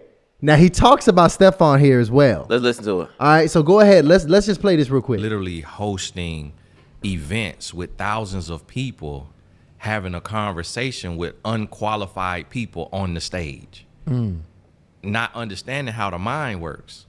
Anything you hear, your mind accepts it as a truth, and you have to spend time refuting it in order to go the opposite way. And then we have single relationship coaches who are being highly touted. They're being brought on shows with 50 million listeners to give relationship advice, and they've never been married. And you have to be married, even if your marriage fails. You have to be married or have been married to be able to tell somebody how to make a relationship work. And that's what's crazy, and that's what's Let's pause it right there. That was it. That was, and So when- he actually was more direct. Actually, with talking about Stefan and Yeah. the second time he came on there. So when he was talking about the person that's on these big platforms, Yeah. that was who he was talking about. Because I think at that time, Stefan had been on Lewis Howes Right. and Lisa Ballou and really all of the biggest relationship platforms at the time. So, right? yeah. And limited space, I'm sure, on these platforms for black people in general. So when they bring on the one black relation, this fully white channel with millions of subscribers and viewerships, bring on the one black person. At that time, it was Stefan. Right. Yeah. Can I say one more thing? Go ahead. I was gonna say, okay, scratch that, because I try not to focus too much on people, because honestly, like, I'm a God-led woman, so I try not to even marry people, right? Like, I look at like Derek Jackson for an example, right? He was married. So for people to say like you gotta be married to give a relationship advice, you got people that's married that's literally cheating on their wives too. So scratch that, but just wanted to make the point of, let's look at people and their credentials. Some people are actually licensed and credentialed to be able to get relationship advice. But y'all, please scratch that. I don't want to throw y'all off. Oh no, no! No, you Listen, throwing us off. you didn't throw us off at all. I just thought that was interesting. You just kind of slid that in there last minute. And here's the thing, I'm not. That's no diss to Stefan, because even when I listen to Stefan, I think Stefan does give some generally sound game. I think that the issue is when you have somebody who's giving this advice and they're not walking what they talk. Now we have at question what they are walking. Like, what kind of lifestyle do they actually live? And it's a very thin line between a influencer and a preacher and a pastor. And here's what I mean when I say that. Because you have influence on some of the most vulnerable and important parts of people's lives. Right. Like, in many ways, with these mics in 2025, you are influencing these lost souls to make decisions. And a lot of them, they ain't connected to no church. They don't got no mentorship, no spiritual guidance. It's you. It's your voice. Your voice is the guidance. So at that point, if the same way we look at whoever's teaching or preaching, he better be absolutely living what he preaching, because if he ain't living what he preaching, everything loses credibility. In some ways, in a relationship space, it's the same thing. We can't be saying, ladies, don't deal with this kind of man, and we that kind of man. Right. It just gotta add up. I agree. It gotta add up. You can't be the gangster rapper, but you snitching. Things have to align, guys. And I know that was a toxic analogy, but all I'm saying is that, it makes a lot of sense for people's credibility to be questioned if they lifestyle just not adding up with the content, because I think that's really a part, like how we really need to vet people. Yeah, if you ain't walking how you talking, then you are at question. Not gonna be able to do it. I think one of the Can I ways say that something real quick on that? Wait, hold on. We got a couple people talking. And I was saying that, the way that I like to look at relationships, especially when it comes to relationship counseling, I want a pilot who actually has flying hours. So if I'm going to be on a flight with you and you have my life in your hands, I want you to have at least 800 hours of flying time, because you have my life in your hands.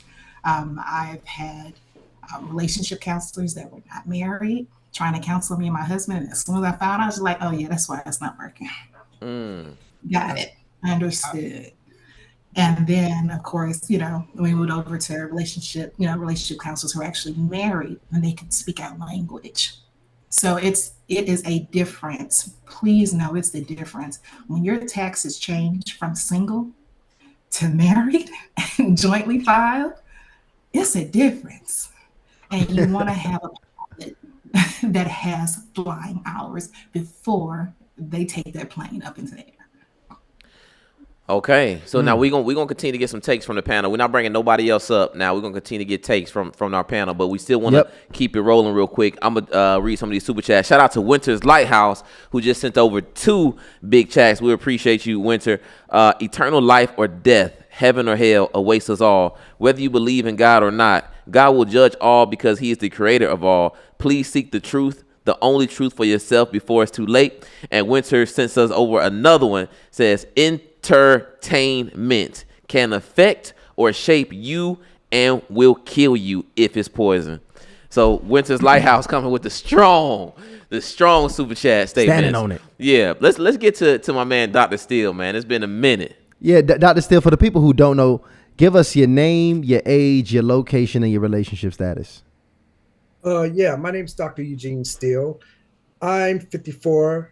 I live in Georgia, and I am single, as they had pointed out earlier. I've been in 4 bad relationships in my life. And, after all those, I'm thinking, okay, it's the women. But then I started watching YouTube, and, certain content creators talked about, the man's role, which I did not really know where I was in these relationships. Okay. So I'm starting to see where I was messing up at. Okay. So I'm learning more about myself, as a man, as time go on. And, but as I also listen to some of these content creators, um, sometimes, well, yeah, I also use my critical thinking, when I was listening to them. And most of the time, um, sometimes it takes more than one content creator to make sense of everything. It's like a piece of a puzzle. I can tell you right now, Ace Metaphor is not one of the pieces of the puzzle. Now, the first time I saw Tony Gaskins was that debate here on Hardly Initiation. I have seen footage of Ace Metaphor, and every time I see a footage, basically I just shook my head because he really Ace Metaphor did not really align of what I believe in when it comes to dating. I always believe in dating with a purpose. I was dating to be in a relationship. I never believe in just sleeping around. And I still believe in that now. So yes, after watching that debate, I was basically with Tony all the way. I've already knew about Ace. And what I've seen from Ace, I just shook my head. Okay, hold on. There you go. I got your take now. So I understand it. Now I got a little bit of backstory on you now, Dr. Steele. When you say you have 4 relationships that went bad, were those marriages or just relationships? Just relationships. So you've never been married? Never been married. I got it. And how old are you now? 54. I was literally just talking to Ryan about this because we got the show Hardly in Love. It's an incredible singles community for anybody who's looking for a dope, non-toxic, mature, sexy singles community. A lot of people in there having a good time. We dating. It's a really great community. Go over there and check it out. We go live on Tuesday and Thursday nights at 8 p.m.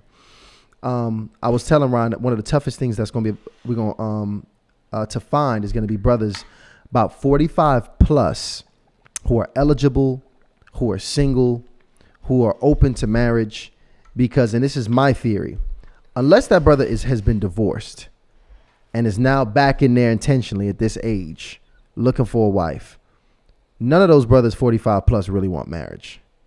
Because if you did want marriage, you'd have been married a long time ago. And again, this is my theory and what I understand. And even as I see brothers over 45 and single, they typically just lifelong players. They like, look, this is just what I like. I kind of like having my variety. I like being selfish. I don't want to doubt in myself. I ain't trying to do that whole marriage thing. I just kind of want to live my life the way I want to live.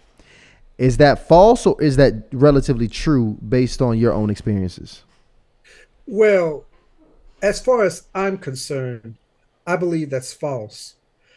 Let me tell you, I had an experience where, I wish I had a wife. Luckily, my parents still living. I had a medical condition where I needed assistance. And luckily, my parents were still living to give me that assistance. Otherwise, I really would have been out of luck, So this is where a wife is going to be important. But now understand this. This is not about, getting my needs fulfilled, but I want to fulfill somebody else's needs as well. So it's double-sided. When you get in a relationship, it's supposed to be double-sided. And it has been one-sided, in their favor. And when you say it's been one, well, hold on, wait. It's been one side in their favor, mean you've been given to them and they haven't been given back to you? Pretty much. Okay. Pretty much. Okay. I respect their feelings, but they haven't really respected mine as much. And the reason for that is, I wasn't that much of a man. I did not have the right mindset. at that time. To be honest with you. Wow. Okay. That's very, very open. and Okay, vulnerable. no, that's real. Yeah. So he like the first way to fix a problem is to identify that joint first. So my brother's identifying problems at this point. And let me ask you, because you kind of stumbled up when I asked you this the first time. I'm gonna see if you get this one right, and you say it with your chest this time. Because are you open and looking for marriage now? Mm-hmm.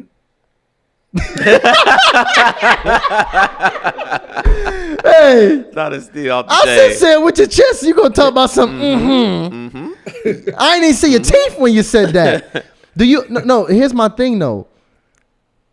At this point, if you never marry at this point for the rest of your life, does that matter to you? Say that again. If you never get married at all for the rest of your life, do you even care? Do you care if is it important to you to get married before you leave this earth?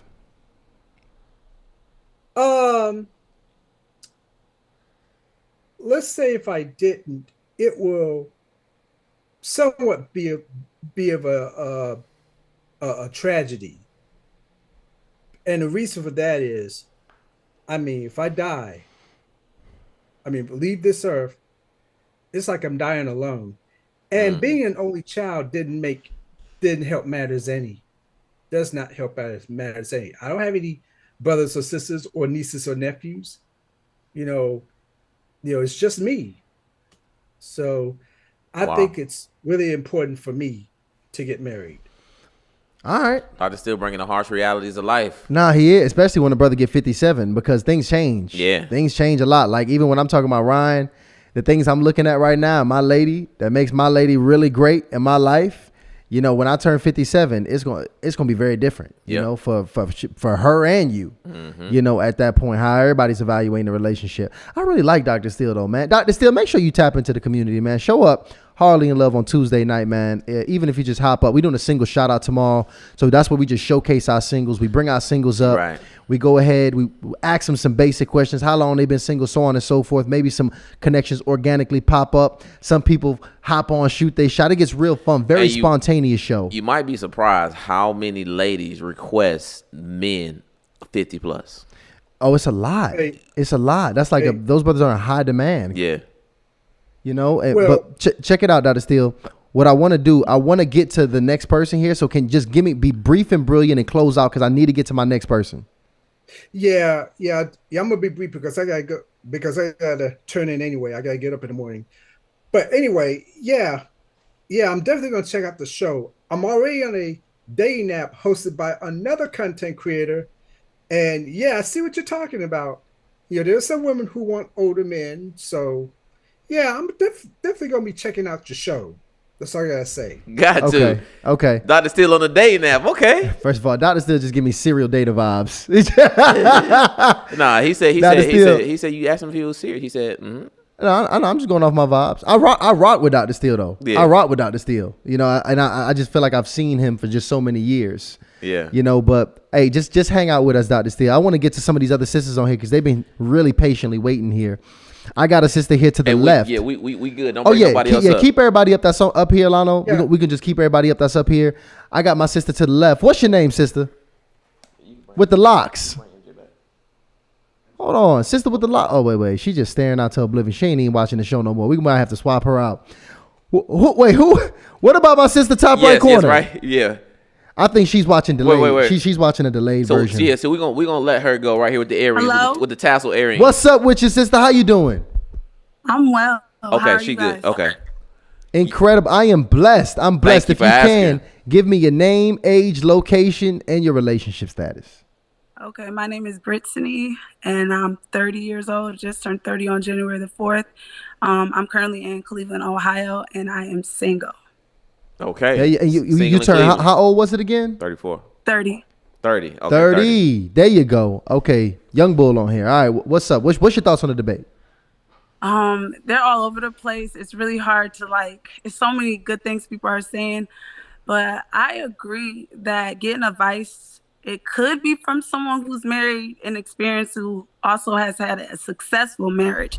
Because if you've been married and it hasn't been successful, as in there's cheating and certain things going on, why would I want to look up to that person? I wouldn't, inspire to have that type of marriage and stuff like that.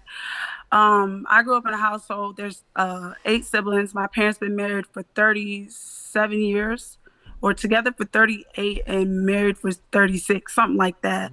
So I aspire to be married one day. I regret that I didn't get married sooner. And I feel like I listened to both of the people who were talking about, and I feel like they're just coming from different perspectives. But I feel like the perspective that Tony's coming from is the best way to go, the narrow way, because the road that's wide and it's easy for everyone to go through and stuff like that, in my most humble opinion, is the worst. And excuse me, I have very high anxiety, but I feel as though like growing up and the mistakes that I made and stuff like that, if I would have stuck with the narrow road, I wouldn't have made the mistakes that I have made with relationships, because I inspired to be married. Like that's like from the beginning. Losing my virginity at the age of like 20. I didn't even start dating till the age of 26. Making those mistakes. Wow. If I didn't meet those people, I would be probably married by now, or like still a virgin. So just those little they're not little mistakes, but me following the wide path instead of the narrow path, it changed my life forever. So if I had it my way and I knew a Tony years ago, I would have followed what Tony said, not what an Ace said. That's a testimony right there. Wise words right there. She went ahead and the tally mark grows. The tally marks Matt, grow. please say something. Yeah, go ahead. Go ahead, brother. I think people are getting this a little bit twisted, because when you think about dating or moving inside life, this is inside stages. And when you're dating, you probably need to listen to a dating coach that's dating, because they're going to help you date better and ask better vetting questions. And then when you start getting more towards, do you want to take this serious, you need to start figuring out who do you need to lean to then, and probably find a mentor to actually help you inside marriage. And so then you get better marriage questions, because that's something that me and my wife did. So we actually had, well, I didn't need a dating coach, but as soon as I decided that I wanted to be married to my wife, the first thing that I did, I went to a guy that was married for over 40 years and approached him, because I knew his morals and I knew his character, and I asked him and his wife to be me and my wife marriage coach. And something else that me and my wife do, we actually see a counselor every quarter just to make sure that we air out all our grievances, and we have a disinterested third party. And that way we can continue to move forward inside our marriage. But at the end of the day, whatever stage you're in inside life, you need to see it for that stage. So young lady, I salute you. Don't see all that bad things as the bad things. It was just a setup to get to where you're going. And I can guarantee you're going to get to where you're going now, because it took all that to happen to you to make sure that you can get to this place. Can I say something? Yes, ma'am. Y'all can stop asking. First of all, that man over here giving permission to speak on the show like he co-hosted it. Hey, I totally just did that, right? Hey, I totally just did that. And we gonna start removing people as we wind things down. Okay, but yeah, but go ahead, sister. There's a quote or something I learned to learn from someone else's mistakes. So I'd rather learn from someone else's mistakes instead of me creating mine. So I made too many. So if I can share my message and help other young girls so they don't make the mistakes I made, I'm going to do it. Because I'd rather be married by now than make the mistakes I had. I know it's a journey, but I would have rather have the journey with my partner and not the grief, if that makes sense. Well, I agree. I agree. Let me add this. There's only 2 ways you can acquire wisdom. You can only acquire wisdom through instruction or through experience. I've been holding this in for the longest, but I have to speak on it. That clip he showed, not only did I hear the dude in that clip say it wrong, also it was in the Cooley and Yada debate. It was said wrong. So let me clear something up for all believers. You can get advice from a person that is not married, okay? Because wisdom is acquired 2 ways, through instruction and through experience, okay? So if you have the experience, you can teach me something, right? But I want people to know this. You can give relationship advice if you have a relationship with God. That's the first relationship we must seek. So how are you telling people that they have to be married to give relationship advice? If you are a devoted man or a devoted woman of God, I want you giving me any type of advice you got, because I know that your advice is led by the Spirit of God, right? So we have to stop letting people put us in boxes. And sweetheart, you can get married, but I don't want you to skip over the process. If you want to be married, marry God today. Stop looking for the physical husband. Find your spiritual husband. Clean yourself spiritually. Love yourself. God say love him whole heart, whole soul, whole mind, and love your neighbor as you love yourself. So the first instruction God give you is to fall in love with him, because we know that he loves us. And in Romans, he tells us no one can take the love away that he has for us. So if you can find God and you can let God mold you, then guess what? You're going to know how to pray for your husband, because you don't even supposed to be looking for one anyway. The Bible says when a man finds a wife. So you have women out here looking for something that God has already created for you. So when we come out of our sin, most people like talking about David, but when David committed adultery with Bathsheba, I love Psalms 51. It tells you what happened. If you start at verse 10 through 12, he said, created me a clean heart. So a lot of us, when we come out of the world and we're trying to come over to God, we're not asking God to create in us a clean heart. So we still bringing those same traits into his house. So that's why we lukewarm. That's why we go to church 4 Sundays and we do everything right, and then we fall short. Why? It's because we continue to try to mix both worlds. Be in the world, but not of the world. You got to know what you want spiritually before you can know what you want physically. That's what we are humans. We are humans. We're made. His spirit blew into the nostril. That's how we breathe. So if you don't have the life source, if you're not breathing correctly, if you don't know who God is, if you don't know how to breathe in and breathe out and say his name and declare his name, because the Bible says God's name is a strong tower and all those who use it find refuge. If you don't know how to declare and decree over your life, declare scriptures like Isaiah 54:17, no weapon formed against me. Declare scriptures like Jeremiah 29:11, God knows what he has for you. He have a good, prosperous future for you. He got nothing but goodness for us. But if you don't know how to declare them scriptures, if you don't know how to have a relationship with God and let go of the word, I promise you, anything you give God, he multiplies it. So if you give God just a little bit of your time, if you give up this world for him, because let me tell you something. Hold on, wait. I got to stop it right there. I was trying to find a gap because I told you, it's a sin to stop Unc. Somebody said he need a channel. They say pass the offering play right now. They say Can I say something? Say it's going down. It's going down right now. I am delivered. No, let me tell. First of all, just come backstage just every Monday and Wednesday, please. We'll bring you back up. We'll bring you back up. No, I appreciate your message. Your message was beautiful, and I think you just actually helped a lot of ladies in here tonight, because they probably need to be in here. They needed to hear that one. Yeah. So thank you very much. Thank you all of the panelists for coming up on here, being bold tonight. And we're gonna hear from one more. We're gonna let her close out the show with us. There you go. Okay. Bring her up, Lano. Hopefully she ain't got that delay going on. Sister, can you hear me? With the tassels. See, she got the delay. I think she. Oh, you got to turn off. You got to turn off the show in your background. Yes. Can y'all hear me? Yes. Oh, you got to turn off. Oh no. Okay, we can't do it. We got to close out. I'm sorry, sister. How do I turn it off? We're gonna try to get you next time, sweetheart. We're gonna try to get you next time. So go ahead and remove her. Good to say too. We know it's a delay. It's a delay. Wait, let me see. Wait a minute. Lano, no. I just ain't even got the patience tonight, y'all. It's 11 o'clock over here. We had a nice long night. Let me know what y'all think about this here. This is me. And wait, and real quick, just moving forward, guys, what it is you got to make sure you're not watching the show on YouTube, because it's a little lag. You got to watch the show. When you join us back into Zoom, you actually have to look at the show on Zoom. That's the way you can hear it and understand what's going on in real time. Yes. So that's just for all the initiatives that's called in, because I hate for y'all to get into the back. You get on stage and we have issues like that. So we'll make sure y'all good moving forward.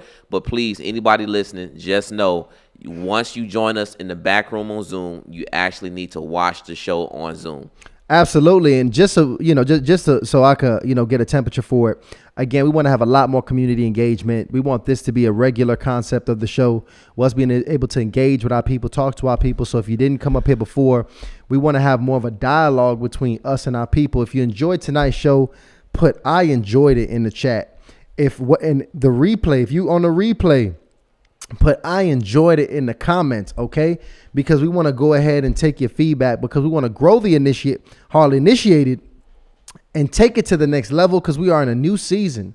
All right, so with the new season, we're going to do some new things, and we're bringing y'all some new things. So, with that being the case, I want to close out by thanking everybody that supports us, thanking everybody that is subscribed to this platform, and asking everybody right now, I know y'all numb to this, but listen to me.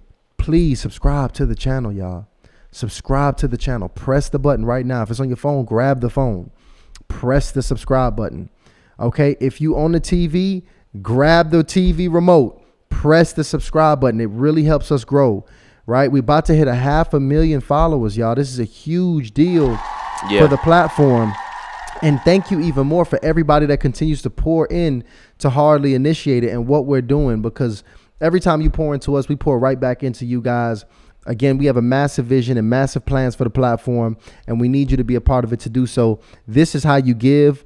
Also, with everybody that super chats, the super chats is another way to continue to pour into us. So thank you to everybody that continues to pour into the platform. That's solid, man. That's a right there. wrap. That's a good show. Absolutely, y'all. We're going to be coming back on Wednesday night. Y'all know Monday and Wednesday night at 8 p.m. Eastern time. What time is it? Monday and Wednesday night at 8 p.m. Eastern time. And if you Hardly can't get Initiated enough, is with you. If you can't get enough of us, we also on Tuesdays and Thursdays live at 8 p.m. I can't tell you how fun it is having a new channel specifically dedicated to dating activations, blind dating, and really getting people matched up. Yes, and it's all virtual, y'all. So everybody can be joining from their home, hopping into Zoom just like we do here. And it's a very active community. So a lot of the singles that's here, we want y'all rolling over to Hardly in Love as well. It ain't hookup culture by no means either. It's people literally trying to find matches. And it's dope. And really having a good time, man. Yeah. We having a good time over there on Tuesday and Thursday nights. With that being the case, look, we love you guys. Y'all already know how we do it. Hardly Initiated. We are out.